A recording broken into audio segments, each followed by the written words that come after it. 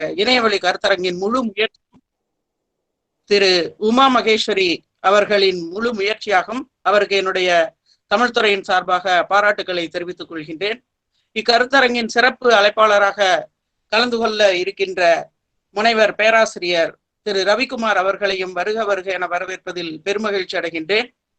அன்பு தோழர் ரவிக்குமார் அவர்கள் எங்களுடைய நீண்ட நாள் நெடிய நாள் நண்பர். அவருடைய ஆற்றலை பார்க்கும் பொழுது மிகவும் மகிழ்ச்சியாக இருக்கின்றது. அவர் கடந்த 14 ஆண்டுகளாக பாண்டிச்சேரி பல்கலைக்கழகத்தின் சுப்பிரமணிய பாரதியார் மொழிப்புலத்தின் பேராசிரியராக பணியாற்றி கொண்டு வருகின்றார். அவர் கவிதை எழுதுவதிலும் கட்டுரைகள் எழுதுவதிலும் 4 தங்கப்பதக்கங்களை பெற்றிருக்கின்றார். முன்னாள் முதல்வர் திரு கலைஞர் அவர்களின் கைகளினால் சிறந்த கவிதைக்கான விருதினை பெற்றவர். இதுவரை 9 முனைவர் பட்ட ஆய்வாளர்களை இந்த தமிழுக்கு நன்கொடையாக அளித்துள்ளார்.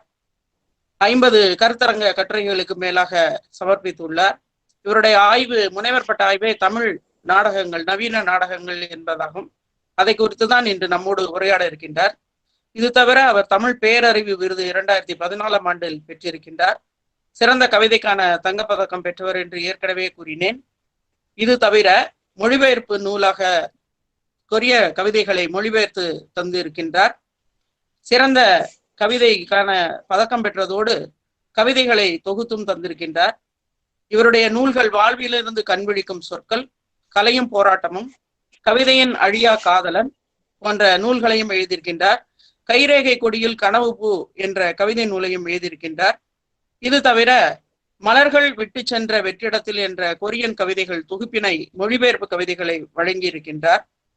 காகித ரெக்கை என்ற நூலின் பொதுப்பாசிரியராகவும், அஸ்வகோஸ் அவர்களின் பதிப்பு வாழ்வு வெளிப்பாடு செயல்பாடு என்ற நூலின் தொகுப்பாசிரியராக பணியாற்றியிருக்கின்றார். இது தவிர பதிப்பாசிரியராக தமிழ் கட்டுரைகள், தமிழாய்வு கட்டுரைகளும், எஸ்போவின் முன்னீடுகள், எஸ்போவின் உறவுகள், தம்பி நான் என்ன செய்வேண்டா போன்ற நூல்களின் பதிப்பாசிரியராகவும் பணியாற்றி கொண்டிருக்கின்றார். இது தவிர சன்லாக்ஸ் என்ற இணைய இதழின் பதிப்பாசிரியராகவும் திகழ்ந்து கொண்டிருக்கின்றார். பல்வேறு கருத்தரங்குகளில் அவரை நாம் நேரடியாக பார்த்திருக்கிறோம். இன்று இக்கருத்தரங்கில் இணைய வழியாக அவருடைய செயல்பாட்டை பார்ப்பதற்கு நானும் உங்களோட போல அவளோடு காத்து கொண்டிருக்கின்றேன். இந்த இணையவழி கருத்தரங்கிற்கு எல்லா வகையிலும் முன்னின்று நடத்தியிருக்கின்ற பேராசிரியர் என்னுடைய அன்பு தோழி முனைவர் உமா மகேஸ்வரி அவர்களை மீண்டும் ஒரு முறை உங்களின் சார்பாக பாராட்டி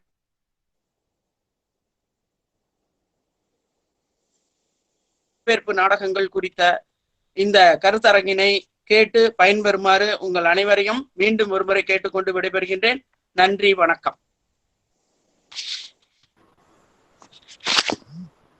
நன்றி மேம். நன்றி. நரகம் என்பது மற்றவர்கள் தான் எனும் லான் பால்சாக்கரின் வரிகள் இன்றைய நடப்பியலுக்கு முற்றிலும் பொருந்தி செல்வதை நினைவு கூர்ந்து இன்றைய கருத்தரங்க பொறுமையை நோக்குகிறேன். புகழ்பெற்ற பிரெஞ்சு மொழி நாடகமான மீள முடியுமா நாடகத்தின் வரிகள் இன்றைய காலகட்டத்திற்கு மிகவும் பொருந்தி செல்கின்றது. பொதுவாக நாம் மொழிபெயர்ப்பு இலக்கியங்களை அவ்வளவாக உற்று கவனிப்பதில்லை என்ற ஒரு கருத்து உள்ளது. அதிலும் மொழிபெயர்ப்பு நாடகங்கள் கவனிக்கப்படுதல் சற்று குறைவாகவே காணப்படுகின்றன. அண்மையில் ஊரடங்கு காலகட்டத்தில் தஞ்சை, திருவாரூர் பல்கலைக்கழகங்கள், தூய நெஞ்ச கல்லூரி மற்றும் சில கல்லூரிகள் நாடக காலத்தை மையமாக கொண்ட பொருண்மையில் கருத்தரங்கங்களை நிகழ்த்தியுள்ளன. நவீன நாடகம் குறித்த புரிதலை பரந்துபட்ட நிலையில் இக்கருத்தரங்கம் அளித்துள்ள நிலையில் மொழிபெயர்ப்பு நாடகங்கள் குறித்தும் கலந்துரையாடுவது சிறப்பாக இருக்கும் எனும் எண்ணத்திலேயே பொருண்மை கொள்ளப்பட்டுள்ளது. மொழிபெயர்ப்பு நாடகங்கள் குறித்த விரிவான தரவுகளை இப்பொழுது உங்களிடையே பொழிவாற்ற உள்ளார் திரு ப. ரவிக்குமார் அவர்களை, அன்னார் அவர்களை பொழிவாற்ற வரும்படி அன்புடன் அழைக்கிறேன்.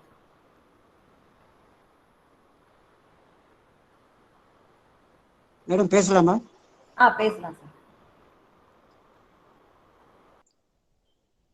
இந்த நிகழ்வில் கலந்து கொண்டிருக்கின்ற அனைத்து நல்லுள்ளங்களுக்கும் என்னுடைய வணக்கத்தை முதற்கண் தெரிவித்துக் கொள்கின்றேன். என்னை அறிமுகப்படுத்திய தமிழ்துறை தலைவர் நாகநந்தினி அம்மாவிற்கும், மிக அருமையாக இந்த நிகழ்வை ஒருங்கிணைத்து கொண்டிருக்கின்ற உமா அவர்களுக்கும், இந்த நிகழ்வில் பங்கு கொண்டுள்ள என்னுடைய நண்பர்கள், குறிப்பாக கவிஞர் பச்சையப்பன், கவிஞர் கல்பனா, சீனு தமிழ்மணி போன்ற என்னுடைய நண்பர்களுக்கும் பேராசிரியர் பெருமக்களுக்கும் ஆய்வாளர்களுக்கும் என்னுடைய முதற்கண் வணக்கத்தை தெரிவித்துக் கொண்டு ஒரு 50 மணித்துளிகள் அல்லது 60 மணித்துளிகளுக்குள் ஒரு மணி நேரத்தில் எவ்வளவு பேச முடியுமோ அவ்வளவு பேசுகிறேன் என்பதை மட்டும் தெரிவித்துக் கொண்டு என்னுடைய உரையை தொடங்குகின்றேன். நண்பர்களே, சில நாட்களுக்கு முன்னால் நான் மொழிபெயர்ப்பு கவிதைகள் என்னும் தலைப்பில் ஒரு உரையை ஆற்றினேன். ஆனால் நான் தயாரித்து வந்தது மிக அதிகமான கவிதைகள். ஆனால் அதில் ஒரு 5 அல்லது 10 விழுக்காடு கூட நான் பேசவில்லை என்பதுதான் உண்மை. என்ன காரணம் என்றால், எனக்கு தெரிந்து இந்திய மொழிகளில் தமிழ் மொழியில் மட்டும்தான் இந்த மொழிபெயர்ப்பு என்பது மிக விரிவாக அறிமுகப்படுத்தப்பட்டிருக்கின்றது. நம் தமிழ் மொழிக்கு இது ஒரு மிகப்பெரிய ஒரு பெருமை. அதற்கான காரணங்களை நான் பின்னால் சுட்டுவேன். முதலில் எனக்கு மொழிபெயர்ப்பின் மீது எப்படி ஆர்வம் வந்தது என்பதை சுட்டியாக வேண்டும். சென்னையில் ஒரு மியூசியம் அரங்கு என்ற ஒன்று இருக்கின்றது, எழும்பூரில். நான் மாணவனாக இருந்த பொழுது, அப்பொழுது இளங்கலை படித்துக் கொண்டிருந்தேன். அப்பொழுது என்னுடைய ஆசிரியர் மதிப்பிற்குரிய பாரதி புத்திரன் என்கின்ற சா பாலுசாமி தான் இளங்கலை படிக்கும் பொழுதே மொழிபெயர்ப்பு இலக்கியத்தின் மீது எனக்கு ஆர்வத்தை தூண்டியவர். அந்த அரங்கத்திற்கு என்னை அழைத்து கொண்டு சென்று ஒரு நாடகத்தை பார்த்து கொண்டிருந்தோம். நாங்கள் இருவரும் பார்த்து கொண்டிருந்தோம். நாடகம் முடிந்த பிறகு ஒரு வயதான முதியவரை, ஒரு ரொம்ப எளிமையான ஒரு கிழவராக அவர் இருந்தார். அவரை சுட்டி காட்டி, அவரை பாரு, அவர் யாருன்னு தெரியுமா அப்படின்னு கேட்டாரு. தெரியல சார் அப்படின்னா. அவர் தான் வங்கத்தின் புகழ்பெற்ற நாடக ஆசிரியர் பாதல் சர்க்கார் என்று அறிமுகப்படுத்தினார். நாங்கள் ரொம்ப தூரத்தில் பாதல் சர்க்காருடைய அந்த எளிமையான தோற்றத்தை கண்டு வியந்து கொண்டிருந்தோம். ஆனால் அப்பொழுது நான் இளங்கலை படித்துக் கொண்டிருந்தேன். அப்பொழுது மொழிபெயர்ப்பு நாடகங்களின் மீது எனக்கு இவ்வளவு ஈடுபாடு வரும் என்று நான் நினைத்து கூட பார்த்ததில்லை. பாதல் சர்க்கார் என்கின்ற அந்த ஆளுமையை குறித்து எனக்கு அப்பொழுது எதுவும் தெரியாது. இப்பொழுது இந்த மாதிரி கதையெல்லாம் விட்டுவிட்டு நேரடியாக என்னுடைய தலைப்பிற்குள் வந்து விடுகின்றேன். மொழிபெயர்ப்பு நாடகங்கள் குறித்து ஸ்டாலின் என்பவர், அப்புறமா நான் முருகேச பாண்டியன் போன்றவர்கள்லாம் மிக விரிவான கட்டுரைகளை எழுதியிருக்கின்றார்கள். அவர்கள் எல்லாம் ஒரு பெரிய பட்டியலை தந்திருக்கின்றார்கள்.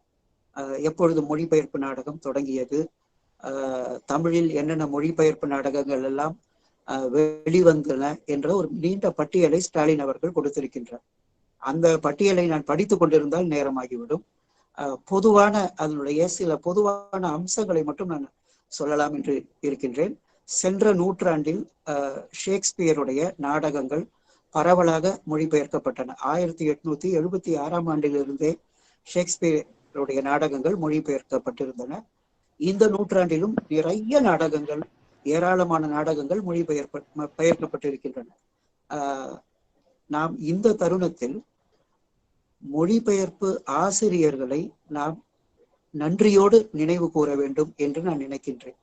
அது நிரபராதிகளின் காலம் என்ற நாடகத்தை மொழிபெயர்த்த சு கிருஷ்ணமூர்த்தி ஆகட்டும், கலீலியோ என்ற நாடகத்தை மொழிபெயர்த்த தீசு சதாசிவமாகட்டும், அல்லது தட்சிணாமூர்த்தி என்ற மொழிபெயர்ப்பாளராகட்டும், பானுமதி என்ற மொழிபெயர்ப்பாளராகட்டும், பாவண்ணன் என்கின்ற கிரீஷ் கர்நாட்டுடைய நாடகங்களை எல்லாம் மொழிபெயர்த்த பாவண்ணன் ஆகட்டும், எல்லாவற்றுக்கும் மேலாக இந்திய மொழி நாடகங்கள் என்கின்ற ஒரு மிகப்பெரிய அற்புதமான தொகுப்பை தந்து அதற்காக சாகித்ய அகாடமி விருதையும் பெற்ற சரஸ்வதி ராம்நாத் போன்ற இந்த ஜாம்பவான்களை எல்லாம், குறிப்பாக சமூகத்தின் தூண்கள் என்கின்ற இன்னொரு புத்தகத்தை மொழிபெயர்த்த கா திரவியம் என்பவர், இவர்களெல்லாம் நம் சமூகத்தின், நம்முடைய இனத்தின், நம்முடைய தமிழ் மொழியை அடுத்த கட்டத்திற்கு எடுத்து சென்ற மிகப்பெரிய ஆளுமைகள். இந்த தலைமுறை அவர்களுடைய பெயர்களையாவது தெரிந்து வைத்துக் கொள்ள வேண்டும் என்பதற்காகத்தான் நான் இந்த மொழிபெயர்ப்பு நாடகங்கள் என்கின்ற இந்த தலைப்பை நான் கொடுத்தேன். இந்த தலைப்பில் பேசுவது என்பதில் எனக்கு இருக்கின்ற சிரமத்தை முதலில் சொல்ல முற்படுகின்றேன்.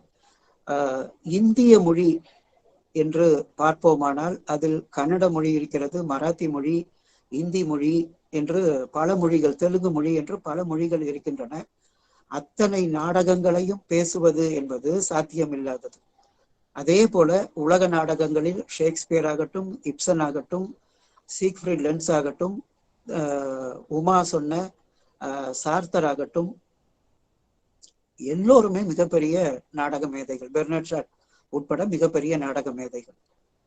அப்படி இருக்கும் பொழுது எந்த நாடகத்தை பேசுவது, எந்த நாடகத்தை விடுவது என்கின்ற அந்த ஒரு சிரமம் மட்டும்தான் எனக்கு இருக்கின்றது.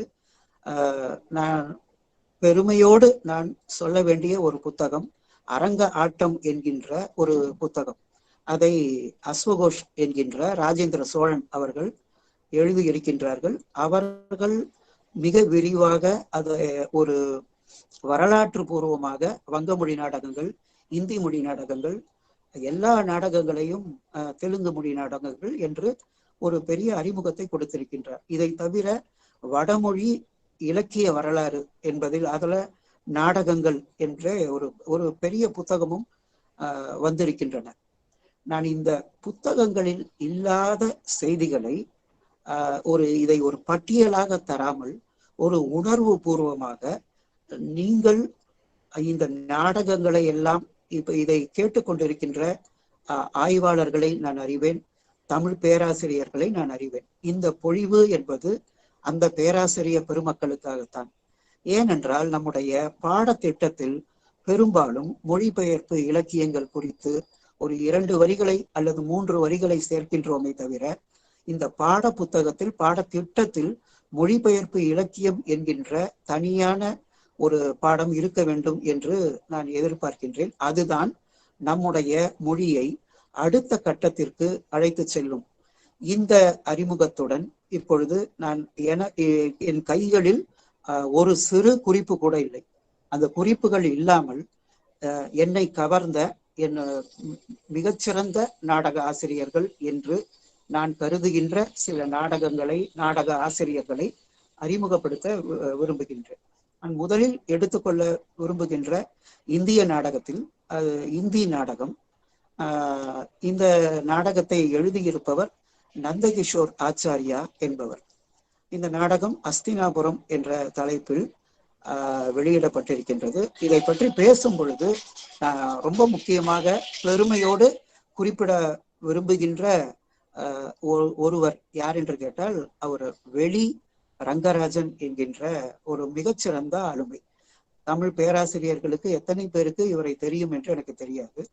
நாடகத்தை வளர்க்க வேண்டும் என்பதற்காகவே ஒரு சிற்றிதழை வெளி என்ற பெயரில் நடத்தி கொண்டு வந்தார். ஏறத்தாழ 39 இதழ்கள் அல்லது 40 இதழ்கள், என் நினைவு சரியாக இருந்தால் 39 40 இதழ்களை அவர் கொண்டு வந்தார். இதை ஏன் இங்கே குறிப்பிடுகிறேன் என்றால், அந்த வெளி இதழில் பல்வேறு மொழிகள், அது ஜெர்மனி ஆகட்டும், இத்தாலி ஆகட்டும், போலிஷ் மொழியாகட்டும், ஆங்கிலமாகட்டும், பல்வேறு மொழிகளில் பல நாடகங்களை அவர் பிரசுரம் செய்தார், வெளியிட்டு வந்தார். அதை பலர் கவனிக்கவில்லை. அவருடைய வெளி இதழின் வெளியீடாக இந்த அஸ்தினாபுரம், உடலுக்கு அப்பால் என்கின்ற நந்தகிஷோர் ஆச்சாரியாவுடைய 2 நாடகங்கள் நூல்களாக வந்தன. அதை நான் வாங்கியதே ஒரு சுவாரஸ்யம். என்னன்னா, தலைப்பு மகாபாரதத்தில் பெண்ணியம் என்பது அந்த புத்தகத்துடைய தலைப்பு. நான் அதை ஒரு கட்டுரை நூல் என்பதாக நினைத்து கொண்டு, அதுவும் பெண்ணியத்தின் மீது மிகவும் ஈர்ப்பு இருந்த காரணத்தால் மகாபாரதத்தில் பெண்ணியம் என்ற அந்த புத்தகத்தை வாங்கிவிட்டேன். அதுல பாத்தீங்கன்னா, இந்த நாடகம் அஸ்தினாபுரம் என்ற நாடகம் இருந்தது. இதற்கு ஒரு மிக மிக அற்புதமான கவித்துவமான ஒரு முன்னுரையை கீதா அவர்கள் எழுதியிருக்கின்றார். அதனுடைய சாராம்சத்தை மட்டும் நான் சொல்லுகின்றேன். காப்பியங்கள்ல எத்தனையோ காப்பியங்கள் பெண்களை பற்றி வர்ணிக்கின்றன, எல்லாமே சரி. ஆனா இந்த காப்பியங்கள் என்று பேசும் பொழுது கீதா ஒரு கேள்வியை கேட்கின்றார். அசோகவனத்து சீதையை பற்றி பதறுகின்ற கவி மனங்கள் இடும்பையை பற்றி, பீமனுடைய மனைவியான இடும்பையை பற்றி எப்பொழுதாவது கவலை கொண்டிருக்கின்றதா? என்றைக்காவது பெண்ணுடைய காமத்தை, காதலை எப்பொழுதாவது இந்த சமுதாயம் அங்கீகரித்து இருக்கின்றதா? பெண் தன்னுடைய ஆசைகளை எல்லாம் மறைத்து வைத்தால் அவள் ஒரு சிறந்த பெண்ணாக அங்கீகரிக்கப்படுவாள். ஆனால் அதே பெண் தன்னுடைய காதலை வெளிப்படுத்தினால் அவள் சூர்பனகை என்று ராட்சசியாக அல்லது இடும்பை என்று ராட்சசியாக அரக்கியாக சித்தரிக்கப்படுகின்றாள். இந்த அடிப்படையில் பார்த்தால் மகாபாரதம் என்கின்ற அந்த காப்பியத்தை நந்தகிஷோராச்சாரியா எப்படி எழுதியிருக்கின்றார் என்பதுதான் அந்த நாடகம். கீதாவுடைய முன்னுரை மிக அற்புதமான ஒரு முன்னுரையாக இருக்கும். அந்த நாடகத்தில் குந்தியும் சுபாவும், சுபா என்பவர் யார் என்று கேட்டால் விதுரனுடைய தாயார். போர் முடிந்த பிறகு, கௌரவர்கள் எல்லாம் தோற்ற பிறகு, அவர்கள் மாண்ட பிறகு அவர்கள் இருவர் மட்டும் சந்திப்பது போல காட்சி. விதுரன் உயிரோடு இருக்கின்றார், திருதராஷ்டிரனும் உயிரோடு இருக்கின்றார். இவர்கள் மட்டும்தான் நாடக கதை மாந்தர்கள். இப்போ கொஞ்சம் பின்னோக்கு உத்தியில் சுபாவும் குந்தி தேவியும் இருவருமே மகாபாரதத்தை அவர்கள் மறு வாசிப்புக்கு உட்படுத்துவதாக அந்த நாடகம் அமைக்கப்பட்டிருக்கின்றது. அந்த அடிப்படையில் அந்த நாடகம் சொல்ல வருகின்ற செய்தி இதுதான். மகாபாரதத்துடைய அந்த போருக்கு அடிப்படையான காரணம் என்னவென்றால் பீஷ்மருடைய அந்த பிரதிஜை. பீஷ்மர் தன்னுடைய அந்த பிரதிஜையை உடைத்திருந்தார் என்றால் யாருக்கு அந்த அரியணை என்கின்ற பிரச்சனை எழும்பி இருக்காது. அது மட்டுமல்ல, அந்த மகாபாரதத்தில் வருகின்ற பெண்கள் எல்லோருமே, உதாரணமாக அம்பிகா, அவர் பீஷ்மரை நேசிக்கின்றாள். ஆனால் பீஷ்மர் அவரை ஏற்றுக்கொள்வதற்கு தயாராக இல்லை. எனவே வேறு வழியே இல்லாமல் அம்பிகாவும் சரி, அவருடைய சகோதரியும் சரி, தங்களுடைய விருப்பத்திற்கு மாறாக வியாசரை கூடுகின்றார்கள். ஆனால் அதில் அவர்களுக்கு எந்த விதமான விருப்பமும் இல்லை. இதெல்லாம் இந்த நாடகத்தில் கட்டுடைக்கப்படுகின்றது. பெண்ணுடைய விருப்பத்திற்கு மாறாகத்தான் இந்த இந்திய சமூகம் இயங்கிக் கொண்டு வருகிறது என்பதை மட்டும் சொல்லாமல், இந்த நாடகத்தில் மிக முக்கியமான ஒரு அம்சம் என்னவென்றால், சுபா என்கின்ற விதுரனுடைய தாயார் பீஷ்மரை சந்திக்கின்ற காட்சி. தன்னுடைய மகனான விதுரனுக்கு ஆட்சி வேண்டும் என்பது போல ஒரு வேண்டுகோளை வைக்கின்றார். ஆனால் அதை பீஷ்மர் மறுத்து விடுகின்றார். என்ன காரணம் என்றால், விதுரன் ஒரு தாசியுடைய, ஒரு தாதி பெண்ணுடைய மகன். அது மட்டுமல்ல, பீஷ்மருக்கு குரு வம்சத்தில் வருபவர்கள்தான் அரியணை ஏற வேண்டும் என்கின்ற ஆசை இருக்கிறது என்பதை இந்த குந்தி சுபா இருவருடைய உரையாடலின் மூலமாக எவ்வாறெல்லாம் மகாபாரதத்தில் பெண்களுடைய குரல்கள் எவ்வாறு நசுக்கப்பட்டது, எவ்வாறு பீஷ்மருடைய வீரம், கிருஷ்ணருடைய தந்திரம், பீமனுடைய வீரம், அர்ஜுனனுடைய வீரம், இதெல்லாம் மட்டும்தான் முன்னிறுத்தப்பட்டது. சுவாரஸ்யமான ஒரு பகுதி வரும். ஒரு கட்டத்தில் சுபாவும் மகனான விதுரனும் சந்திக்கின்றார்கள். வானப்பிரஸ்தம், அதாவது இது போர் முடிந்த பிறகு எல்லோருமே அந்த நாட்டை விட்டு செல்ல வேண்டும் என்று நினைக்கின்றார்கள். ஆனால் சுபா மட்டும் வருவதற்கு மறுத்து விடுகின்றார். என்ன காரணம் என்று கேட்டால், விதுரன் கூட ஒப்புக்கொள்கின்றார்.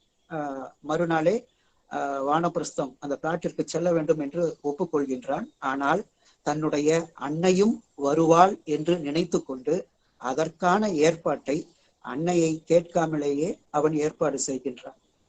அந்த நந்தகிஷோராச்சாரியா என்ன சொல்ல வருகிறார் என்றால், மகாபாரத காலத்திலும் சரி, எப்பொழுதுமே நவீன நாடகம் என்னவென்றால் அது புராணத்தை அல்லது வரலாற்றை தன்னுடைய பாடுபொருளாக உள்ளடக்கமாக எடுத்துக்கொள்ளும்.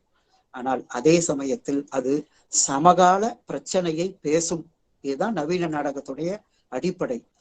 அந்த நந்தகிஷோர் ஆச்சாரியா மகாபாரத காலத்தில் இருந்து இன்று வரை எவ்வாறு பெண்களுடைய குரல்கள் நசுக்கப்படுகின்றன என்பதை சொல்லி, அஸ்தினாபுரத்தில் தனியாக தன்னுடைய சுயமரியாதையை நிலைநாட்டுகின்ற சுபா மட்டும் அஸ்தினாபுரத்தில் தங்குகின்றாள் என்பதை மிக அற்புதமான ஒரு மொழியில் எழுதியிருக்கின்றார் நந்தகிஷோர் ஆச்சாரியா என்று பார்க்கின்றோம். அதே போலதான் உடலுக்கு அப்பால் என்கின்ற அந்த நாடகமும். இது மட்டுமல்லாமல் நான் இன்னும் சில இந்திய நாடக ஆசிரியர்களை நான் அறிமுகம் செய்ய வேண்டும் என்று நினைக்கின்றேன். குறிப்பாக நான் சொல்ல விரும்புகின்ற மாபெரும் ஆளுமைகள் என்றால் கன்னட நாடக இலக்கிய உலகத்தில் கிரீஷ் கர்னாட், வங்க நாடக இலக்கிய உலகத்தில் பாதல் சர்க்கார், அதே போல பிரளயன் என்ற ஒரு நாடக ஆசிரியர், சப்தர் ஆஷ்மி என்கின்ற ஒரு வீதி நாடக கலைஞரை பற்றி ஒரு மிக அற்புதமான ஒரு புத்தகம் எழுதியிருந்தார். நண்பர்களே, நான் மிகவும் பணிவோடு சொல்லிக்கொள்ள ஆசைப்படுகின்றேன். நான் நவீன நாடக ஆசிரியர்கள் பல பேரை பார்த்திருக்கின்றேன். நவீன நாடகத்தை மேடையேற்றிய பல மேதைகளை, தமிழ்நாட்டின் மேதைகளை எனக்கு தெரியும். ஆனால் இது என்னுடைய தனிப்பட்ட கருத்து.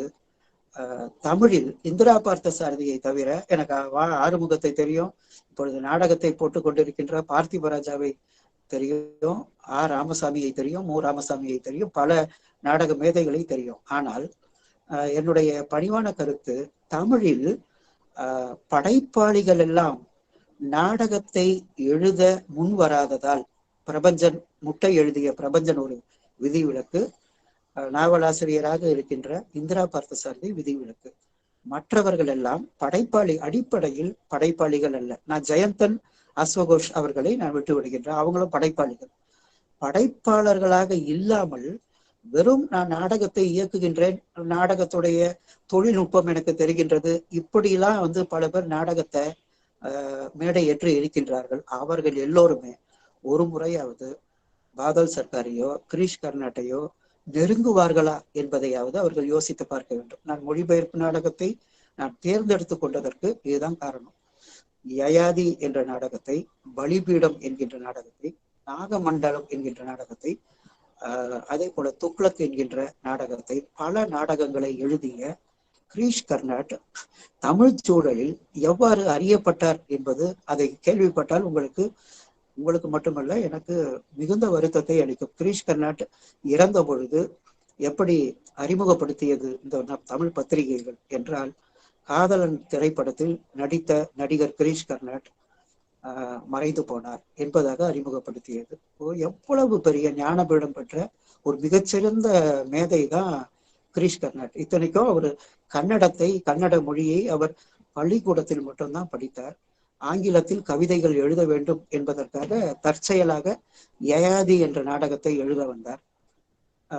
அனைத்து நாடகத்தையும் நான் சொல்ல முடியாது என்றாலும் கூட ஒரு மிகப்பெரிய புத்தகத்தை, ஒரு 600க்கும் மேற்பட்ட பக்கத்தில் மொழிபெயர்த்த அமைதியான இலக்கியவாதியான பாவண்ணன் அவர்களை நான் நன்றியோடு நினைத்து பார்க்கின்றேன். பாவண்ணனுக்கு எந்த விருது வேண்டுமானாலும் தமிழகம் கொடுக்கலாம். ஆனால் நாம் பாவண்ணன் போன்ற மனிதர்களை, இலக்கியவாதிகளைத்தான் நாம் மறந்து போய்விடுகின்றோம். அந்த தொகுப்பை நீங்கள் அவசியம் வாசிக்க வேண்டும் என்று நான் கேட்டுக்கொள்கின்றேன். அதில் பாவண்ணன், நாகமண்டலம், துக்ளக் இந்த 2 நாடகத்தையாவது நீங்கள் அனைவரும் வாசிக்க வேண்டும். நான் முழுவதுமாக கதையை சொல்ல போவதில்லை. சொல்லணும்னாக்கா நேரம் இருந்தாலும் நான் சொல்றேன், அல்லது கேள்வி நேரத்தின் போது சொல்லுகின்றேன். அதுல துக்ளக் என்கின்ற அந்த நாடகம் இந்திய அரசியலை, இன்றைக்கு இருக்கின்ற இந்திய அரசியலாக இருந்தாலும் கூட துக்ளக் முகமது துக்ளக்கை முன்வைத்து விமர்சனம் செய்கின்ற ஒரு அற்புதமான நாடகம் என்று சொல்லுவேன். துக்ளக் என்ன செய்கிறான் என்றால், தன்னுடைய தலைநகரம் தில்லியிலிருந்து தன்னுடைய தலைநகரத்தை தௌலதாபாத்துக்கு மாற்றுகின்றான். நாணயங்கள்ல வெள்ளி நாணயங்கள் இருக்கின்றன, அதை சாதாரண பிரான்ஸ் வெண்கல நாணயங்களாக மாற்றுகின்றான். சில சீர்திருத்தங்களை எல்லாம் செய்ய வேண்டும் என்று முற்படுகின்றான். ஆனால் அவனுடன் இருந்தவர்கள், அமைச்சர்கள், அவன் யாரையெல்லாம் நம்புகின்றானோ அவர்கள் செய்கின்ற சூழ்ச்சிகளால், இன்றைக்கும் அந்த சூழ்ச்சி இந்திய அரசியலில், தமிழக அரசியலில் உண்டு. சில சூழ்ச்சிகளால் வேறு வழியே இல்லாமல் அவன் அனைவரையுமே கொலை செய்ய நேரிடுகின்றது. துக்ளக் தன்னுடைய தந்தையையும் கொலை செய்துவிட்டு அரியணை ஏறி இருக்கின்றான் என்பது நமக்கு தெரிந்த ஒரு செய்தி. எந்த ஒரு சூழலில் அவன் இவ்வாறு மாறுகின்றான், அரசியல் என்பது எவ்வாறு ஒரு சதுரங்கமாக, ஒரு செஸ் போர்டு மாதிரி இருக்கின்றது என்பதை விளக்குகின்ற அற்புதமான நாடகம் அது. அத துக்ளக் என்கின்ற நாடகத்தை நம்முடைய தில்லி செங்கோட்டை அந்த ரெட் ஃபோர்ட்டுக்கு முன்னாடி அரங்கேற்றினார்கள் என்பதை நினைக்கும் பொழுது மிகவும் பிரமிப்பாக இருக்கின்றது. அதில் வருகின்ற ஒவ்வொரு வசனமும் அவ்வளவு அற்புதமாக இருக்கும். அதை மிகப்பெரிய 120 பக்கங்களுக்கு விரிகின்ற ஒரு நாடகம். சொல்வதற்கு எனக்கு நேரம் இருக்காது அப்படின்னு நம்புறேன். நீங்கள் அப்புறமாக கேள்வி கேட்கலாம். அதே போல அவருடைய நாகமண்டலம் என்கின்ற ஒரு நாடகம் ரொம்ப அற்புதம். அது அந்த நாகமண்டலம் நாடகம் எதை சொல்லுகிறது என்று கேட்டால், அது தொடக்கத்துல ஒரு மண்டபம், ஒரு ஊருக்கு வெளியே இருக்கின்ற ஒரு மண்டபம். அந்த மண்டபத்தில் விளக்குகள் எல்லாம் பேசிக்கொள்கின்றன. எப்போதுமே கிரீஷ் கர்னாட்டுடைய நாடகத்துடைய தொடக்கமே மிக அற்புதமாக இருக்கும். ஒரு ஷேக்ஸ்பியர் நாடகத்தை போல தொடங்குவார். விளக்குகள் தமக்குள் பேசிக்கொள்கின்றன. அதுல ராணி என்கின்ற ஒரு பெண்ணை மையமாக வைத்து சொல்லப்படுகின்ற நாடகம். இந்த ராணி என்பவள், அவளுக்கு ஒரு கணவன். அந்த கணவன் அவள் மீது அவ்வளவாக அன்பு செலுத்த மாட்டான். அப்போ ஒரு பாட்டி என்ன சொல்வானா, அவனை வசியம் செய்வதற்காக ஒரு மருந்தை கொடுப்பாள். இந்த மருந்தை அவனுக்கு கொடு, பாலில் கலந்து கொடு, கலந்து கொடுத்த பிறகு அவன் உன்னுடைய காலடியில் விழுந்து கிடப்பான் அப்படின்வான். இவளும் அவ்வாறு செய்கின்றாள். ஆனால் என்ன நடக்கும்னா, அதில் பாதி பாலை அவன் வெளியே ஊத்தும் பொழுது அதை ஒரு பாம்பு ஒன்று குடித்து விடும். அந்த பாம்பு, இது கதைதான், அந்த பாம்பு ஒரு ஆணாக வடிவெடுக்கும். அவன் பேர் நாகப்பன். அப்போ இந்த கணவன் இல்லாத பொழுது இந்த நாகப்பன் வருவான். பகலில் நாகப்பனும் இரவில் அவளுடைய கணவனும் மாறி மாறி வருவார்கள். அவள் அந்த நேரத்தில் அவள் கர்ப்பம் தரிக்கின்றாள். ஆனால் அவள் யாருக்கு தன்னுடைய உறவை வைத்துக் கொள்கிறாள் என்றால், அந்த பாம்பிடம் மட்டும்தான் உறவை வைத்துக் கொள்கின்றாள். பாம்புனா மனித வடிவில் இருக்கின்ற அந்த நாகப்பன், அவன் கணவனுடைய வடிவத்திலேயே வராதனால அது தெரியாது அவளுக்கு. அவனுடன் அந்த கணவன் தன்னுடன் ரொம்ப பிரியப்பட்டு இருக்கின்றான் என்று மனமகிழ்ந்து உறவை வைத்துக் கொள்கின்றான். இப்பொழுது அந்த கணவனுக்கு அவள் கர்ப்பம் தரித்தவுடன் தான் அந்த பெண்ணை தொடவே இல்லையே என்பதற்காக அவனுக்கு சந்தேகம் வந்து விடுகின்றது. அப்பதான் அவளுக்கும் தெரிகிறது. அவள் நாகப்பனிடம் பேசுகின்றாள். அந்த பாம்பு என்ன சொல்லுதுன்னா, நீ ஒரு புற்றில் கையை வைத்து என் மீது சத்தியம் செய், இந்த பாம்பின் மீது சத்தியம் செய், அப்பொழுது உன்னுடைய கணவன் நம்புவான். அப்போ அவள் சபையில ஒரு கட்டத்துல அவள் அந்த பாம்பை புற்றிலிருந்து எடுத்து, ஏன்னா அந்த பாம்பு ஒன்றும் செய்யாது, ஏனென்றால் அந்த பாம்பு தான் அவளுடைய கணவன், ஒன்றும் செய்யாது. அவ சொல்றா, என்னுடைய கணவனையும் இந்த பாம்பையும் தவிர நான் ஒருவரையும் தீண்டியதில்லை என்பதாக ஒரு காட்சி வரும். ஒரு கட்டத்தில் அந்த பாம்புக்கு அந்த கணவன் மீது, அவளுடைய உண்மையான கணவன் மீது ஒரு பொறாமை வந்துவிடும். இப்போ இந்த முக்கோண காதலை, ரொம்ப பெண்ணுடைய உள்ளத்தை, இந்திய பெண்களுடைய உள்ளத்தை, அது ஒரு உளப்பகுப்பாய்வு தான் செய்யணும். எனக்கு தெரிந்து ஒரு பத்திரிகையில் பிரேமும் ரமேஷும் இந்த நாகமண்டலத்தை மட்டும் முன்வைத்து ஒரு மிகப்பெரிய ஆய்வு கட்டுரையை எழுதினார்கள். அது அவ்வளவு அற்புதமான நாடகம். அது நாகமண்டலமாக இருக்கலாம், யயாதியாக இருக்கலாம், பலிபீடம், அது 12ஆம் நூற்றாண்டில் எவ்வாறு ஒரு கலப்பு திருமணம் ஏற்பட்ட பொழுது பசவண்ணருடைய கதையை சொல்லுகின்ற ஒரு அற்புதமான நாடகம். எப்பொழுதுமே கிரீஷ் கர்னாட்டு என்ன செய்வார் என்றால், இப்படி வரலாற்று பாத்திரங்களை எடுத்துக்கொள்வார், அதே போல புராண பாத்திரங்களையும் எடுத்துக்கொள்வார். அந்த புராண பாத்திரங்களுக்கும் வரலாற்று பாத்திரங்களுக்கும் தற்போதைய அரசியல் அல்லது தற்போதைய சமூக பிரச்சனைகளை மிக மிக அற்புதமான ஒரு மொழி நடையில் அவர் அதற்கு விளக்கத்தை கொடுத்திருப்பார். அந்த கன்னட நாடக உலகத்தின் மிகச்சிறந்த மேதை என்று கிரீஷ் கர்னாட்டை சொல்லலாம். ஆனால் அதே போல இப்போ பாதல் சர்க்கார் என்கின்ற அந்த மேதை, மாமேதை, அவர் 3ஆம் அரங்கம் அப்படின்ற தேர்ட் தியேட்டர் என்கின்ற ஒரு புதிய அரங்கத்தை அறிமுகப்படுத்தியவர். நான் முதலில் படித்த அவருடைய நாடகம் எதுன்னு கேட்டீங்கன்னா, பிறகு ஒரு இந்திரஜித் என்ற ஒரு நாடகம், அப்புறம் ராஜாராம் அவர்களால் பாதல் சர்க்கார் நாடகங்கள் என்ற ஸ்பார்டகஸ் என்ற நாடகமும், போமா என்கின்ற ஊர்வலம் என்கின்ற நாடகமும் மொழிபெயர்க்கப்பட்டது. ஆனால் எனக்கு ரொம்ப பிடிச்ச நாடகம் அப்படின்னு சொன்னீங்கன்னா, மீதி சரித்திரம் என்கின்ற தமிழில் கிரியா வெளியீடாக வந்திருப்பதாக நினைவு எனக்கு. ஆர் பானுமதி அவர்கள் மொழிபெயர்த்த ஒரு நாடகம் அப்படின்னு சொல்றேன். தயவு செய்து இதை கேட்டுக்கொண்டிருப்பவர்கள் தயவு செய்து ஏதோ மியூட்ல எல்லாம் போட்டு விடாமல் அல்லது வேற ஏதாவது வேலையை பார்க்காமல் இதுவரைக்கும் கேட்டவர்கள் இந்த நாடகத்தை கொஞ்சம் கவனிக்குமாறு பணியோடு கேட்டுக்கொள்கின்றேன். ஏனென்றால் நான் படித்த வரையில் இந்திய நாடகங்களில் மீதி சரித்திரத்திற்கு இணையான ஒரு தமிழ் நாடகத்தை என்னால் சொல்ல முடியவில்லை. ஒரு 5 நிமிடத்திற்குள் அதை சொல்லிவிட்டு உலக நாடகங்களுக்கும் செல்லலாம் என்று இருக்கின்றேன். இந்த மீதி சரித்திரம் அப்படின்றது ஒரு சர்வசாதாரணமாக ஒரு ஞாயிற்றுக்கிழமை, அந்த ஞாயிற்றுக்கிழமையில வசந்தி அப்படின்ற ஒரு கணவன் மனைவி, அந்த வசந்தி அப்படின்ற ஒரு மனைவி, சீதாநாத் அப்படின்ற சரதிந்து என்கின்ற ஒரு கணவன், இவங்க 2 பேரும் ஞாயிற்றுக்கிழமையில சாதாரணமா எழுந்துக்கிறாங்க. 11 மணிக்கு ஒரு பேப்பர் வருது. இவன் ஒரு அசைன்மெண்ட் எழுதுறான், இவன் ஒரு பேராசிரியர், அவ ஒரு எழுத்தாளர். 2 பேருமே சந்திக்கிறாங்க. அவங்க வீட்டுக்கு புதுசா ஒருத்த ஒரு நண்பன் வருகின்றான். அவன் ஒரு பேப்பரை போட்டுட்டு போறான். இந்த பேப்பர்ல என்ன இருக்கு அப்படின்னா, இவர்களுக்கு 2 பேருக்குமே தெரிந்த சீதாநாத் என்பவர் தற்கொலை செய்து கொள்வதாக செய்தி வருகிறது. இப்போ அவ என்ன சொல்றா அப்படின்னா, நான் பத்திரிகைக்கு உடனே ஒரு கதையை அனுப்புனங்க, என்ன கதை அப்படின்றது எதை எழுதுறதுன்னு தெரியல அப்படின்றான் கணவன் கிட்ட. அவன் என்ன சொல்றான், பேசாம இந்த சீதாநாத் தான் உனக்கு தெரியுமே, 2 வாரம் முன்னாடி கூட நம்ம பார்த்தோம், அவனை பற்றிய கதையை எழுது. என்ன எழுதுறதுன்னு கேட்கிறான். அவன் ஏன் தற்கொலை செய்து கொண்டான்னு எழுது, ஒரு கற்பனை செய் அப்படின்றான். இவளும் உட்காந்து எழுதுறான். இவன் அசைன்மெண்ட் ஒரு கட்டுரை எழுதுவதற்காக ஒரு செமினாருக்கு நீங்களா நிறைய பேர் கட்டுரை எழுதுவீங்க இல்லைங்களா, அந்த மாதிரி இவன் கட்டுரை எழுத போயிடுறான். இவன் ஒரு கதை எழுதுறான். அந்த கதையில சீதாநாத்தும் கௌரி என்கின்ற இன்னொரு கேரக்டர், கௌரி குணா அப்படின்னு குணா அப்படின்ற ஒரு கேரக்டர் வரும். அதுலயும் கணவன் மனைவி தான். அந்த கணவன் ஏன் தற்கொலை செய்து கொள்கின்றான் என்கின்ற ஒரு கதையைத்தான் அவள் எழுதியிருப்பாள். அந்த கதையில் அந்த மனைவிய தொந்தரவு செய்கின்ற சீதாநாத்துடைய ஒரு நண்பன் அடிக்கடி வருவான்.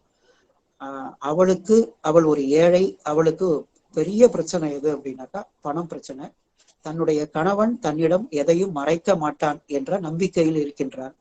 ஆனால் உண்மை என்னவென்றால் அவன் நிறைய கடன் வாங்கி இருப்பான். அதை தன்னுடைய மனைவியிடம் மறைப்பான். ஒரு கட்டத்தில் கோர்ட்டிலிருந்து, நீதிமன்றத்தில் இருந்து சம்மன் வரும். எல்லா உண்மைகளும் தெரிந்துவிடும். இந்த உண்மைகளை எல்லாம் தெரிந்த காரணத்தால் அவள் அந்த கணவனை விட்டு நண்பனிடம் சென்று விடுவாள். எனவே அவன் தற்கொலை செய்து கொள்வதாக அந்த வசந்தி அப்படின்ற அந்த கேரக்டர் ஒரு கதை எழுதியிருக்கும். இதை அவன்கிட்ட படிச்சு காட்டுவான். யார் கணவன் கிட்ட சொல்லுவான். அப்ப அந்த கணவன் என்ன செய்யறான், சரதிந்து என்ன சொல்றான், இது சரிதான், ஒரு பொருளாதார காரணத்தை சொல்ற, ஆனால் தற்கொலை செய்வதற்கு ஒரு மனிதன் நார்மல் மனிதனாக இருக்க முடியாது, அப்நார்மல் கேரக்டரா ஒருத்தர் இருக்கணும்.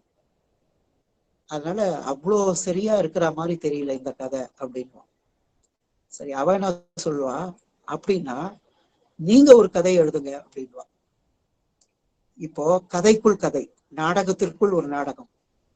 இப்ப இவன் ஒரு நாடகத்தை எழுதுவான். இந்த நாடகத்தில் ஒரு பேராசிரியர் இடம்பெறுகின்றார். பேராசிரியர் இதே போல ஒரு கணவன் மனைவி. இவர் நல்ல பேராசிரியர். ஒரு கல்லூரியில் எல்லோராலும் விரும்பப்படுகின்ற ஒரு கண்ணியமான ஒரு பேராசிரியர், முதல்வராலும் விரும்பப்படுகின்ற ஒரு பேராசிரியர்.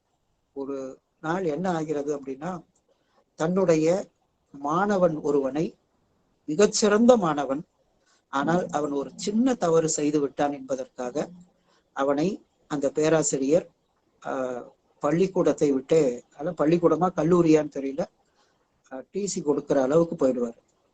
முதல்வர் எல்லோரும் அவருடைய வீட்டுல கேட்பாங்க, அவன் செய்தது, அசோக் செய்தது, அசோக் நினைக்கிற அந்த கேரக்டர் பேரு, சாதாரண குற்றம். அவன் என்ன பண்ணியிருந்தான், வகுப்பறையில் லோலிதா என்கின்ற ஒரு படிக்கக்கூடாத ஒரு நாவலை படித்து கொண்டிருந்தான்.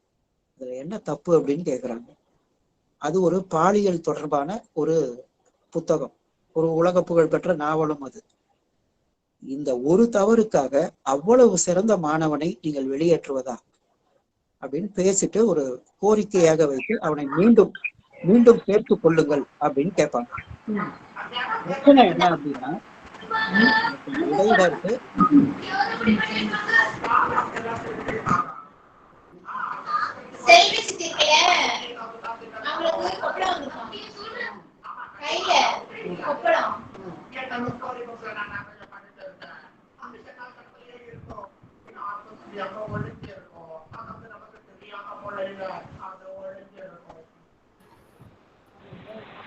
ஹலோ, அந்த பிரசன்ன சார் யாரோ மியூட் ஆமா. பண்ணுங்க சார் ப்ளீஸ்.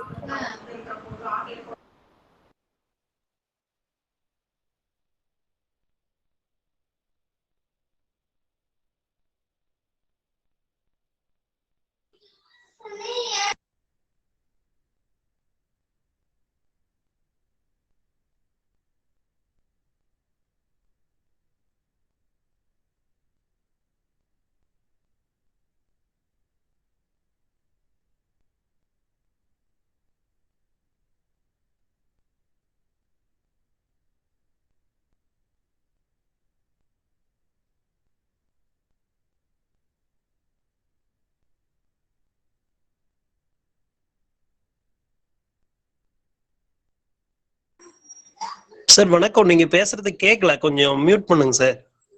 லக்ஷ்மண் பேசுறேன் சார்.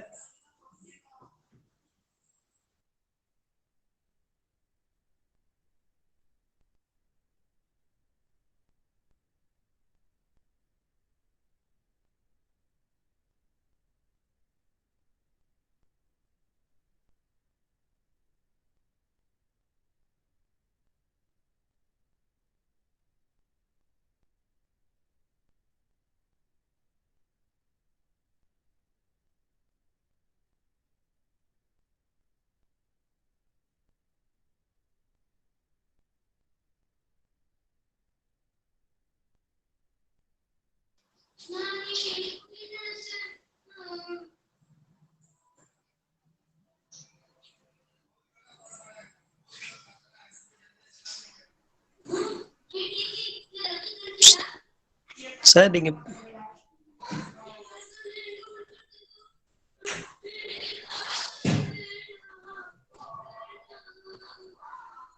பேசுறது கேட்கலைங்க சார்.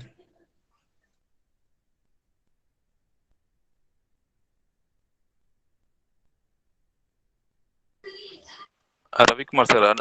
ஓகே ஓகே ஓகேங்க சார். ஓகே நான் சொல்றேன். ரவிக்குமார் சார், உங்களோடது அன்மியூட் பண்ணிடுங்க. மியூட் ஆயிடுச்சு.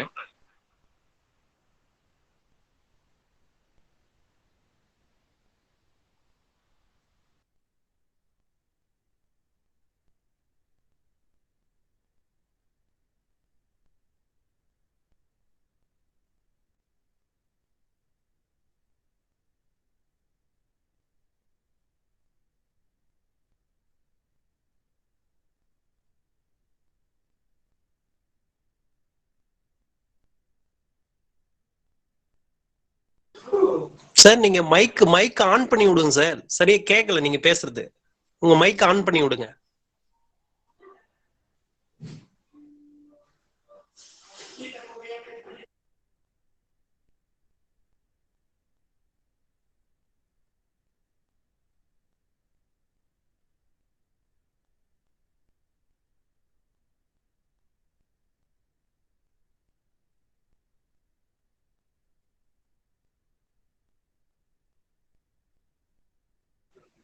சார் சாரோட வாய்ஸ் கேட்கல.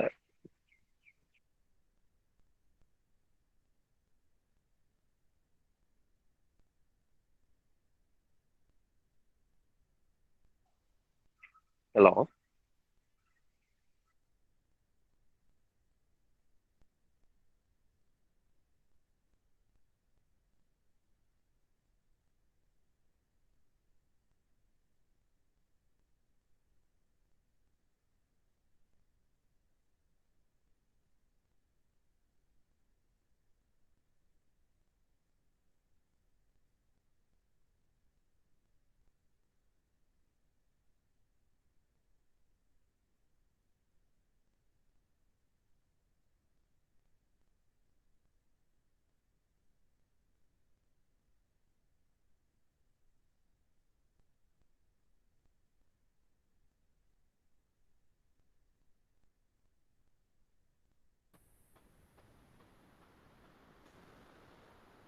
சார் ரவிக்குமார் சாரோட மைக் வந்து மியூட் பண்ணி வச்சிருக்காரு.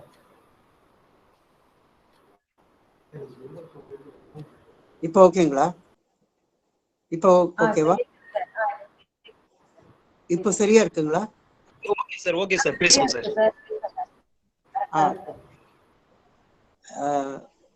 அனைவருக்கும் மீண்டும் வணக்கம். நான் எதுவுமே தொடலை, ஆனா அது என்ன ஆச்சு அப்படின்றது தெரியல. ஆனா நான் மீதி சரித்திரம் அந்த நாடகத்தை நான் அதனுடைய அடுத்த பகுதியை இப்ப நான் சொல்றேன்.